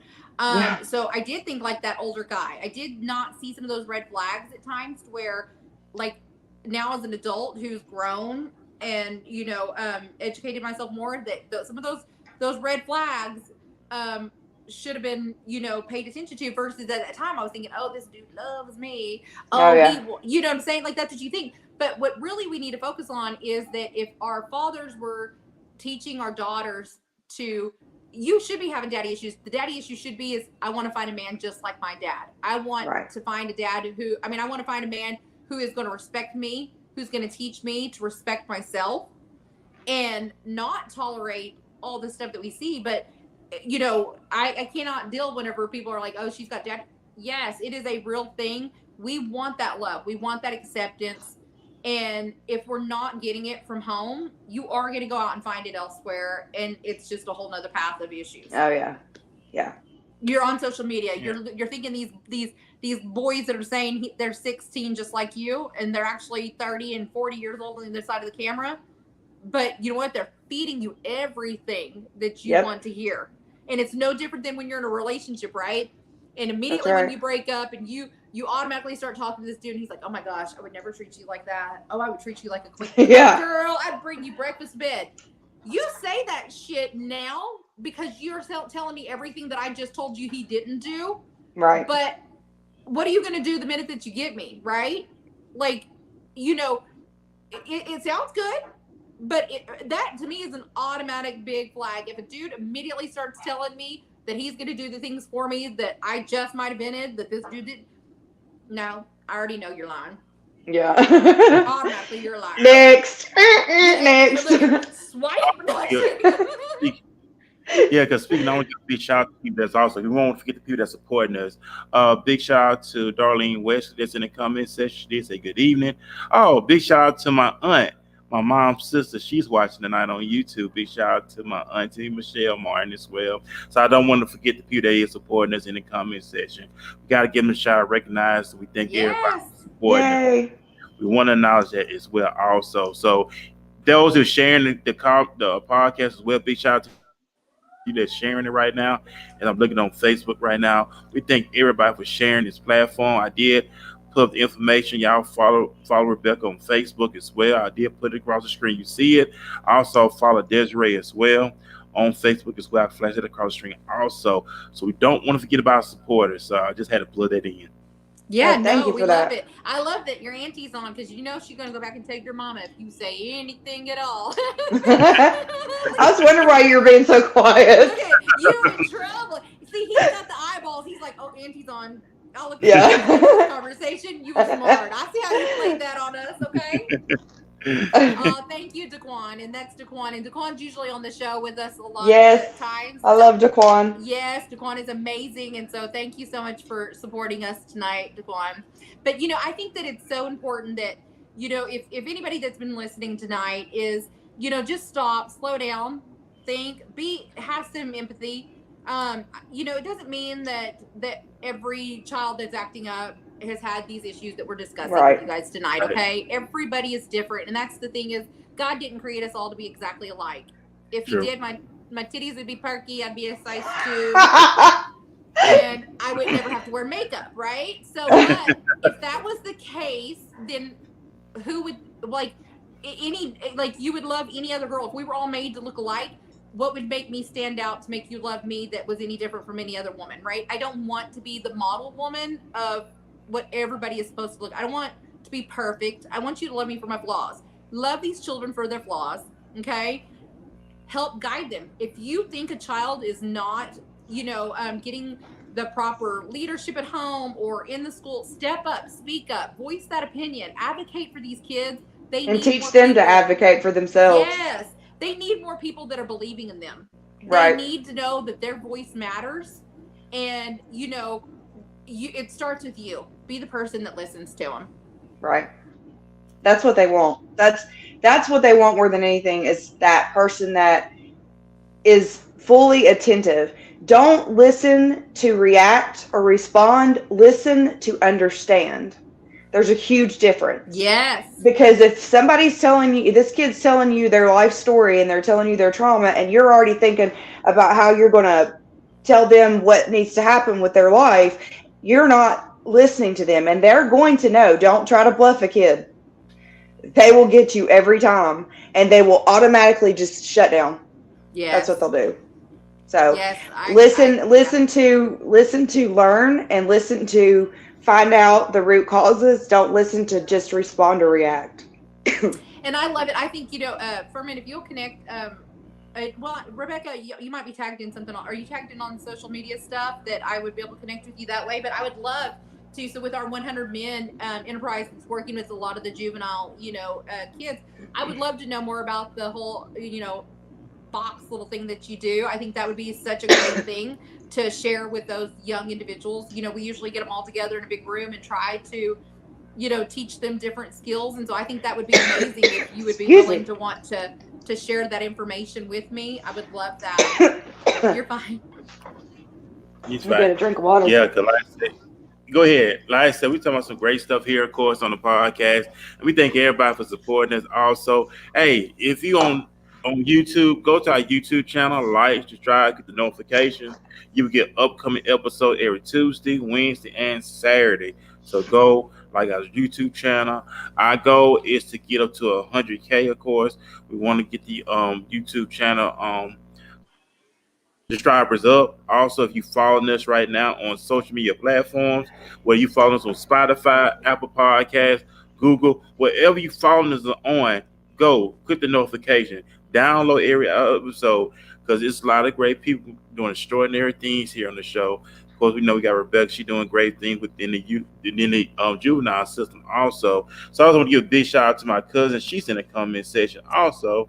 Hey, cuz, we would love for you to... Cuz, go ahead and put it in the comment section. Tell us something that Furman did when he was younger that he acted up on and some shit about. Let us educate Furman on what he could have done differently. We would love to see that in the comments. But I definitely, Rebekah, for anybody that's listening tonight, I would love for you to share with us on how we can help support you with the pageant. Is there anything that the viewers or the listeners this evening can do to help you in that in any way? Let us know that. Absolutely. If you would follow my pageant page, and I think Furman and Daquan both have it, where they can share the link.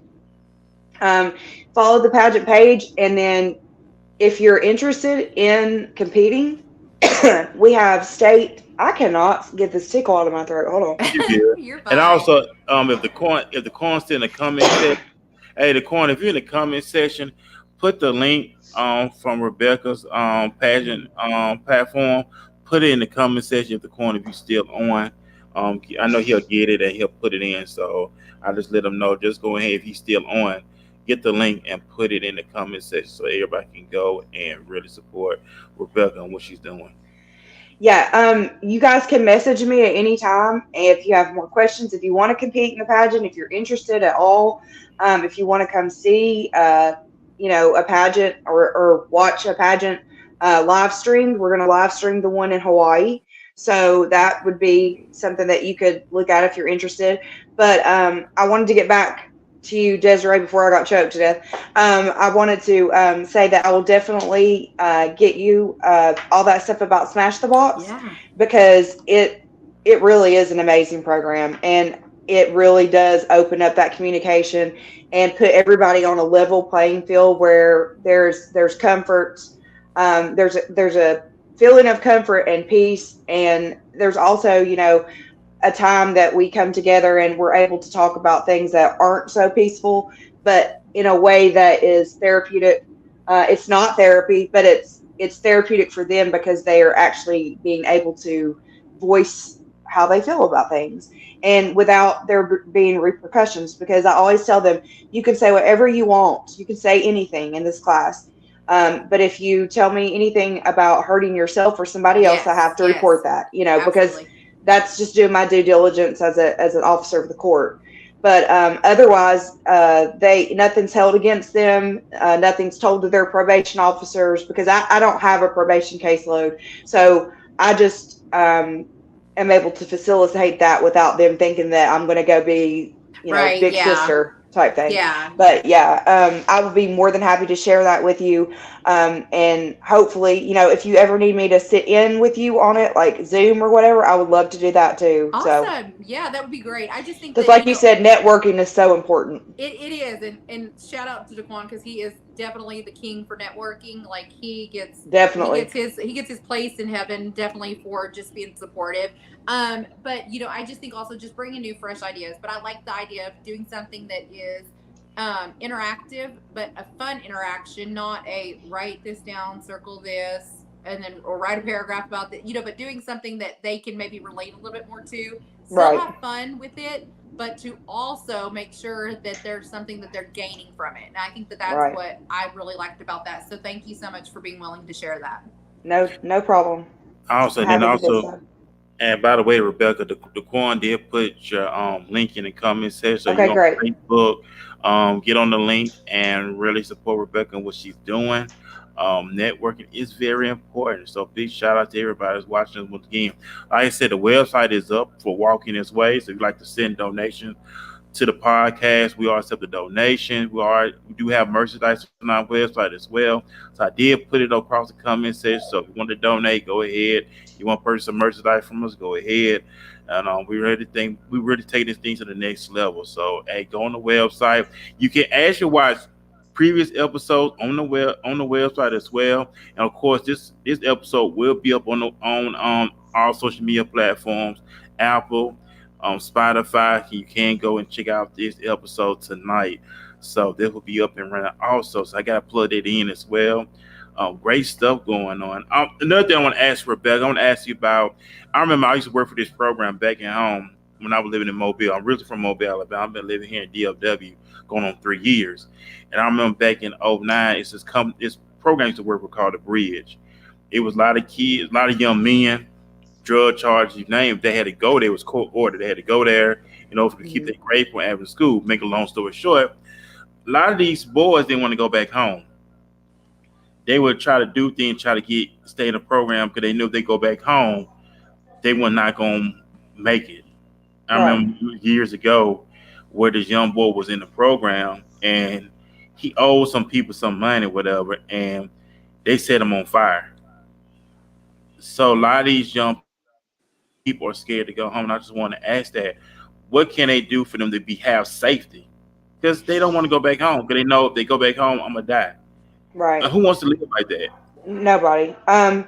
A lot of times our kids will that actually go into state custody or have to be committed into state care. The judge will extend jurisdiction on them if they have the correct amount of the correct charges for that, and they can age out and do extended foster care in Tennessee. I don't know if that's available in other states, but it is in Tennessee where if you do an extension of foster care, you don't have to go back home. You can go into independent living, and then they'll pay for your college. They'll pay for your job readiness. So there are those programs that are available. I think the main thing is making sure that when you send them home or when they're ready to go home, if they're telling you that they don't want to go home, that you are contacting the correct authorities to go and make sure there aren't these issues that they're walking back into. We're doing a better job at reunification of our kids than we have in a long time. But if you put a kid into state custody and you're not doing anything back at home to change anything, and you're sending them back to the same environment, you're setting them up for failure. Yes. Yeah, So I agree. so you always want to have that, which now we have wraparound services. So when a kid goes in, the parents are getting help, And then once the kid is ready to finish their program and come back home to reintegrate to the home, they have someone there ready day one to say, okay, this is what mom and dad have learned. This is what you've learned. Now let's put it together. And then they have that period of aftercare for 60 to 90 days where they have those services in place that are already there the day they walk out so that there aren't those concerns. Yes, and I think that wraparound service is so important. When I was doing embedded care coordinator with the tribal children in Oklahoma, we, had to do all of our wraparound services as well, and I think it's such a big help. And I want to say, we said on here many times of different departments that have feel certain ways or reacted certain ways, and I will openly stand by it. That there are some people that just don't get it. And I thank those that do. So I don't want anybody thinking that I think it's everybody. I will say, of course, obviously back in the day when I was younger, I got picked up as, a runaway at first. And when I sat down with the officer and I tried telling the officer, like, listen, this is what's going on at home. This is why I left, right? His answer to it was not like we're not going to follow up on this molesting stuff, not this physical abuse stuff. His answer to me is, how old are you again? I said, 16. And he said, in the state of Texas, you can go ahead and get pregnant and then you can be emancipated and then you don't have to worry about going back home. That was his answer for my problem. That's your solution, is to tell us a 16-year-old girl to get knocked up so that she can be emancipated. I have never in my life just thought, how disgusting is that, right? But again, here goes Desiree, who's very hard-headed, and you tell me I can't do something and I will. And I thought, bullshit. I thought, here's the deal. Like at 17, you could be on your own, right? At 17, right. You can legally live on your own. But if I want to stay on my own when I'm 16, I got to get knocked up. So I decided I'm going to outsmart this situation. I was not going to get knocked up because that was not the solution to my damn problem. Instead, I did a very good job of hiding because, I got picked up, a few weeks before my 17th birthday. So I stayed hidden. Actually, the officer had them come pick me up from the station. When I went home, I got the shit beat out of me. I'm talking like on the ground being kicked, had the shit beat out of me, right? And I thought, in a moment there, I did think, God, maybe being knocked up would be the solution, right? Because that's better than this. But I thought to myself, nope, I know exactly what I'm going to do. I stayed in hiding until I turned 17. I ran away again, obviously, and then just stayed in hiding. And then once I turned 17, I knew they couldn't do anything to me. And so, but we got to do a better job. We've got to do a better job of finding solutions. Telling a 16-year-old get knocked up so that she's not being sexually molested or physically abused is not the answer. And shame on that officer. I will never forget that conversation for as long as I live. But, this is why it is important that we are having the proper people and programs and support for our younger generation, because we will continue to see them in the system. We will continue to see them make poor decisions if we're not doing something about it now. Right. And it's going to take that village of warriors for these kids. Yes. It's going to take that army of warriors for these kids that have trauma. And it's going to take all of us rethinking how we even have the first conversation. The first conversation doesn't need to be, what the hell is wrong with you? Why are you acting this way? It needs to be, why do you feel like this is the only way to act? What is it that's happened to you that makes you feel like this is appropriate, or that you're not loved, or that you feel worthless? What is it? What is that root cause? Because until we get to that, it's going to continue to fester, and it's never going to get better. And I think you hit it. It's on the head. You can see these girls that are doing, self-harm to their bodies. And the first reaction to these parents are, what the hell are you thinking? Or exactly. Why the hell would you do that? Have you lost your damn mind? Obviously, they've lost their damn mind if they think that that's the solution to whatever they're experiencing, right? Right. Change the dialogue. Why do you feel like you need to cut yourself? What is it that you're releasing when you do that? Because what they're going to tell you is, I feel like it's a release of the pain that I'm feeling, or I feel like it's the only thing I can control. And they need to ask the question, why do you feel like you don't have control? Why do you feel like you need that release? What is that release for, and what's it about for you? Because until then, she's going to carve herself up. Yes. Because that's the only way she knows how to feel better or to feel like she's alive. And I want to say too, also for any parents that, are listening, definitely don't feel like you're alone if you have a child who is going through something. You're not alone. You don't have to be ashamed about it. If you don't ask for help, you're also teaching your child that they shouldn't have to ask for help when they need it. So just understand that there are supportive resources out there for you. So don't hesitate to ask. And, and maybe it could be something, that is so simple, just like we talked about tonight, as far as that dialogue goes. Maybe it's something that's deeper. But one thing that I have learned in any of the fields that I have been in is that there are so many resources out there that we're just not even aware of, but you will never be aware if you don't ask. So That's just right. Speak up. Don't be ashamed. Don't be naive and believe that it can't happen to you, because it can. Pay attention to the signs of what's going on with your child at home. If you're noticing different eating behaviors, if you're noticing, mood swing, whatever it may be, if they're changing the way that they're wearing their clothes because they're covering up or they're self-harming their body, it's your job as a parent to pay attention to that. Your child. So speak to them, communicate with them, and get to the root of the problem before it's too late. That's right. That's it, man. That's what's up. I'm gonna take one more commercial break, Desiree, and then we're gonna close out tonight's show. Okay. So after that, we're gonna take a quick commercial break, and we're gonna jump right back into our conversation. With today's technological advances and fast-paced life, BMS is your trusted next-generation IT solutions provider that keeps you ahead of the competition. From humble beginnings, BMS Company is now one of the fastest-growing software engineering service providers, with international presence and golden reputation for excellence.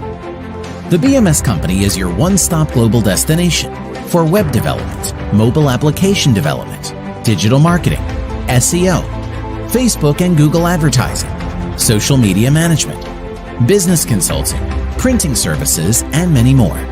BMS is trusted to provide timely, cost-effective solutions.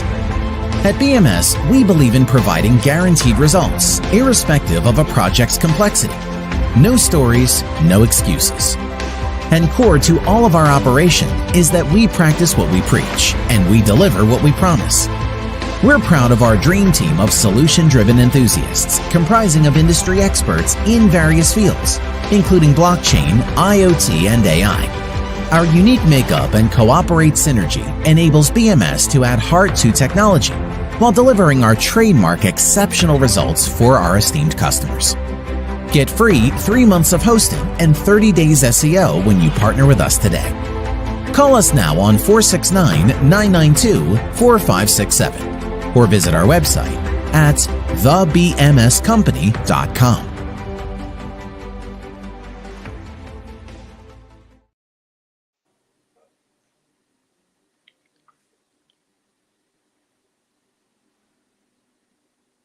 Podcast. We're live streaming right now on YouTube, Twitter, and Facebook Live, of course. We are broadcasting from the DFW, that's Dallas Fort Worth, Texas, along with my lovely co-host Desiree as well. And also our featured guest Rebekah also hanging out with us. Great information that went forth. Big shout out to everybody who's watching. Big shout out to everybody who's sharing the podcast. And like I said, go subscribe to our YouTube channel on all social media platforms. So go ahead, subscribe, download every episode, share this episode. And if you want to become a guest here on the show, get with me or either Desiree. We'd love to have you on here. If you want to become a sponsor, whatever, you just want to donate, go to our website. I had posted it earlier. You can accept donations. We do have merch like t-shirts, all types of accessories. So if you want to go on the website, you can do that as well also. And like I said, we're having a great time here on the show. And we really had a great time. So I know we're about to get ready to get off the air. Rebekah, do you have any final remarks you will leave here with the listening audience that's going to listen right now and also in the near future? Because we know this is going to be all over the place. Okay. I did want to say that if you want to know more about the ACEs research, the Adverse Childhood Experience research, you can go to the cdc.gov, and that's the Center for Disease Control.gov website, and it has tons of information on ACEs, and how to prevent them and how to strengthen children who have ACEs or high ACEs scores. It also tells you some of the information about, it breaks down each ACE and does by population, by race, what you're looking at there, as well as the Office of Juvenile Justice Delinquency Prevention, OJJDP. If you Google that, then that gives you tons of statistics on juvenile justice that's nationwide, and it breaks it down by categories, races, gender, state. It even tells you, the most prevalent juvenile crimes in each state in each year. It's very good information if you can kind of see where the trends are in juvenile crime. They are going down. Violent crimes have gone down a bit. They did go up. They went down in 2018 and 2019, but they skyrocketed back up again in 2020 because why? COVID. Yeah. COVID has caused mass issues, especially with mental health with kids, because they have now experienced our Black Plague. Okay, so they've now experienced death, talked about all the time, 24/7 on the news, at school when they got to go. They've experienced isolation. They've experienced their only friend being social media, and the sexual predators have been out in droves during that time. So there's a lot that has happened since COVID. We've had a lot of girls in our jurisdiction, young girls like 12 years old, even, that are starting to have hallucinations from things they've seen on social media, games they've played. Reality becomes distorted when you're isolated from reality. So we've seen a lot of issues with crime, but especially mental illness and mental health concerns since COVID. So parents, if you've noticed a change in your child since then, they are probably struggling to cope with everything that was thrown at them during that time, which none of us coped well with that. We know that, especially our government. And it kind of left them feeling like they were at the end of the world. So they're going to have fears that maybe they haven't talked to you about. You might want to check with them on that.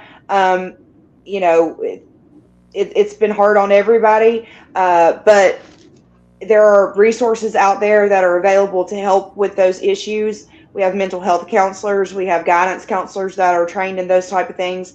But they're grieving the life they used to know, the normalcy they used to know, and they've been shot back into this world where everything's different. So that's extremely hard for anybody, but especially for kids whose brains aren't developed. So just keep that in mind. Give a little grace. I always try to tell parents, give a little grace. I mean, they're kids, yes, they're supposed to respect you, but they can have bad days too. They're human. So, especially with COVID, when all that was going on, I was like, give them some grace. You want grace, give it to somebody else. So that's my plug there about the COVID and ACEs, and just where to get some good information if you are interested in this and tracking it and learning those trends and what we're doing as far as juvenile justice nationwide and each state. Yes, and thank you so much. Yeah. Go ahead, Furman. No, I would just say that I was just posting across that they can follow Rebekah on Facebook. So I put a name right there across the screen. So go ahead and follow her on social media as well. Get involved, get plugged. Do you have questions? Go ahead. Feel free to ask questions. No dumb question, not a dumb question at all. It's only dumb if you don't answer. But hey, ask questions. There's a lot of stuff you have to know, want to know. And it's always good, Rebekah, be with someone like yourself who's already rooted, grounded, seasoned to give the answers that they're looking for. That's all I wanted to say, Desiree. Yeah, no, and I was just going to say, and I'm going to throw Rebekah kind of under the bus here for a minute, but it's nothing I would not do for myself. If you're watching and maybe you don't want to post a comment across the bottom, for privacy reasons, and, as professionals, we completely respect that. We want to, honor that privacy for you. But if you do have questions, even if you're not in the same area as, Rebekah or myself, but if you're just needing some resources and you don't know where to look, please do not hesitate. Message Rebekah or message me. And, I'm 99% positive that between the two of us, that we can definitely connect you with somebody in your area. So, we may not have the direct answer for you, but Right. I could tell by the fire in Rebekah and because of what I know and believe in myself that, you are not alone. And if you don't ask, you won't ever get the help that you might be needing or just getting the answers that you could use. And if you are, a minor that's, happening to listen into this podcast, use your voice. It took me a long time to be able to speak up for myself and to know that I didn't need to be ashamed of what had happened to me. And, people will ask me all the time, like, how could you be so vocal about what happened? I'm vocal because of the fact that I didn't have that voice to advocate for myself. I do have that voice to advocate for you now. So I do want to always encourage you to use your voice, but use your voice in a respectful way. Right. You can get your point across a lot more if you handle it in a very respectful manner. So just know that, that is important when you decide that you want to speak up. But please, if you're a minor and you're going through something right now and you just need somebody to talk to, maybe you need to ask some questions. Also, do not hesitate to reach out. If you're a male and you're going through some stuff, message Furman. Okay. I will throw him out there. He will answer those questions. He is in, the same field as Rebekah and I. So I'm sure that he will also be able to get you some good answers. But Rebekah, thank you so very much for coming on and taking this time to just, let us know, educating us more about what you do. And then also how we can support you. So I know that Daquan posted the link in there. If you guys are listening, if you're watching, please go on there, like Rebekah's link, be sure to support her in any way. And like she said, maybe you have a passion on the platform that you would like to speak on and, getting involved in these pageants so that you can advocate for whatever it is that you are, doing. Definitely, I want to encourage everybody to do that. It will not be me, not until God makes my body like Gumby to where I can shape it the way that I want it. But body positivity, ladies, you are beautiful. That's right. Be positive. That's right. And so just love yourself, love each other, be kind, be humble, and definitely tune in with us again tomorrow night. We'll be back on live tomorrow night at 7:00 with another fantastic guest, as well as Saturday morning at 10 a.m. on Central Time, right? Is that where we are? Yeah, Central Time. I can't think. Right. I took the day off today, right? So, but we're here every Tuesday, Wednesday, and Saturday mornings. Looking forward to the month of May. We have so many amazing, guest speakers in the month of May, all, upcoming people in the Dallas-Fort Worth area. So we are so excited. If you are in the Dallas area, you do not want to miss out on the month of May because you're going to see so many new faces, such great networking going on. And Furman, do we have spots still open in June? Oh yeah, the June calendar is still open up, so we are filling that up as well. I know we got a comedian coming on in June. I know Ellen. Yeah, that's it, right? Ellie. We got Ellie. My friend Ellie is coming on. Who's an upcoming artist. Yes. And so the month of June calendar is opening up. The whole entire goal, ladies and gentlemen, is us to be booked for the rest of 2023. So that is our goal. So the calendar is open up for June. I know Desiree will be reaching out to people. I'll be reaching out to people. Social media. And Rebekah, we're going to hold you to it. You are networking with all these amazing women. Actually, I was going to tell you that I would love to come on in June and with one of my sister queens. And we could, if we could be on together. Her name's Heidi Peterson. She's Miss USA Elite. And her platform is MS awareness. She is actually living with multiple sclerosis and is a MS warrior.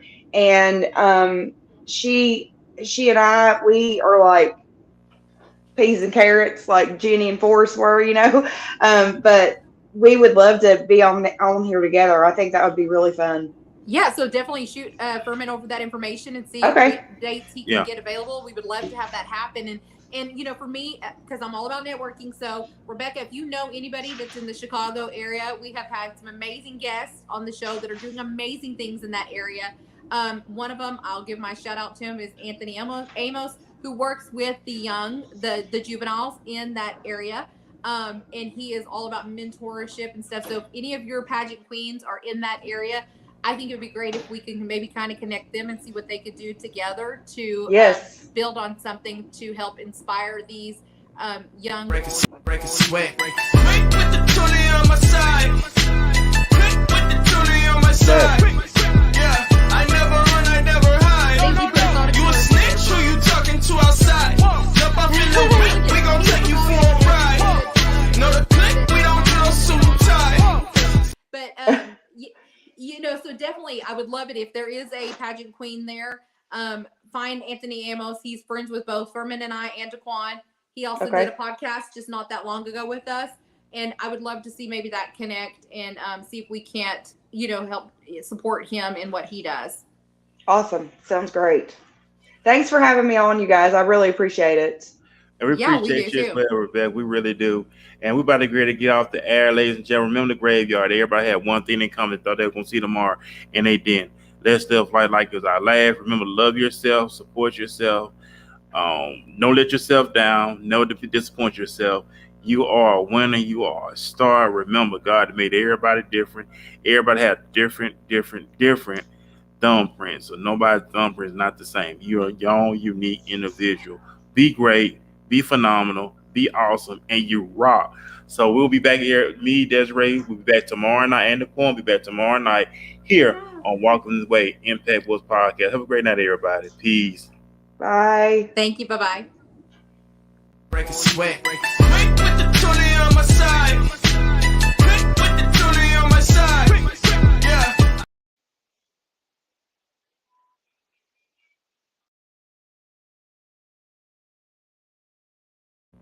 Break a sweat. Quick with the toolie on my side. Quick with the toolie on my side. Yeah, I never run, I never hide. No. You a snitch, who you talking to outside? Jump off in the whip, we gon' take you for a ride. Know the click, we don't do no suit and tie. Suck the fence if you think you finna slide.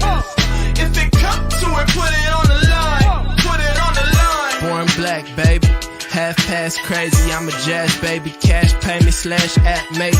Nashville, you Wilma Rudolph with the laps lately. Fast paced dash, even crash, music blast bassy. Rockin' Compton Garçon and palm tree shade. All behave, never talk down in all these days. All these ways to cash out and call these plays. Calculated my responses and they all be rage. But let me put this on the record, I don't take no disrespect. Treat that like your chain, boy.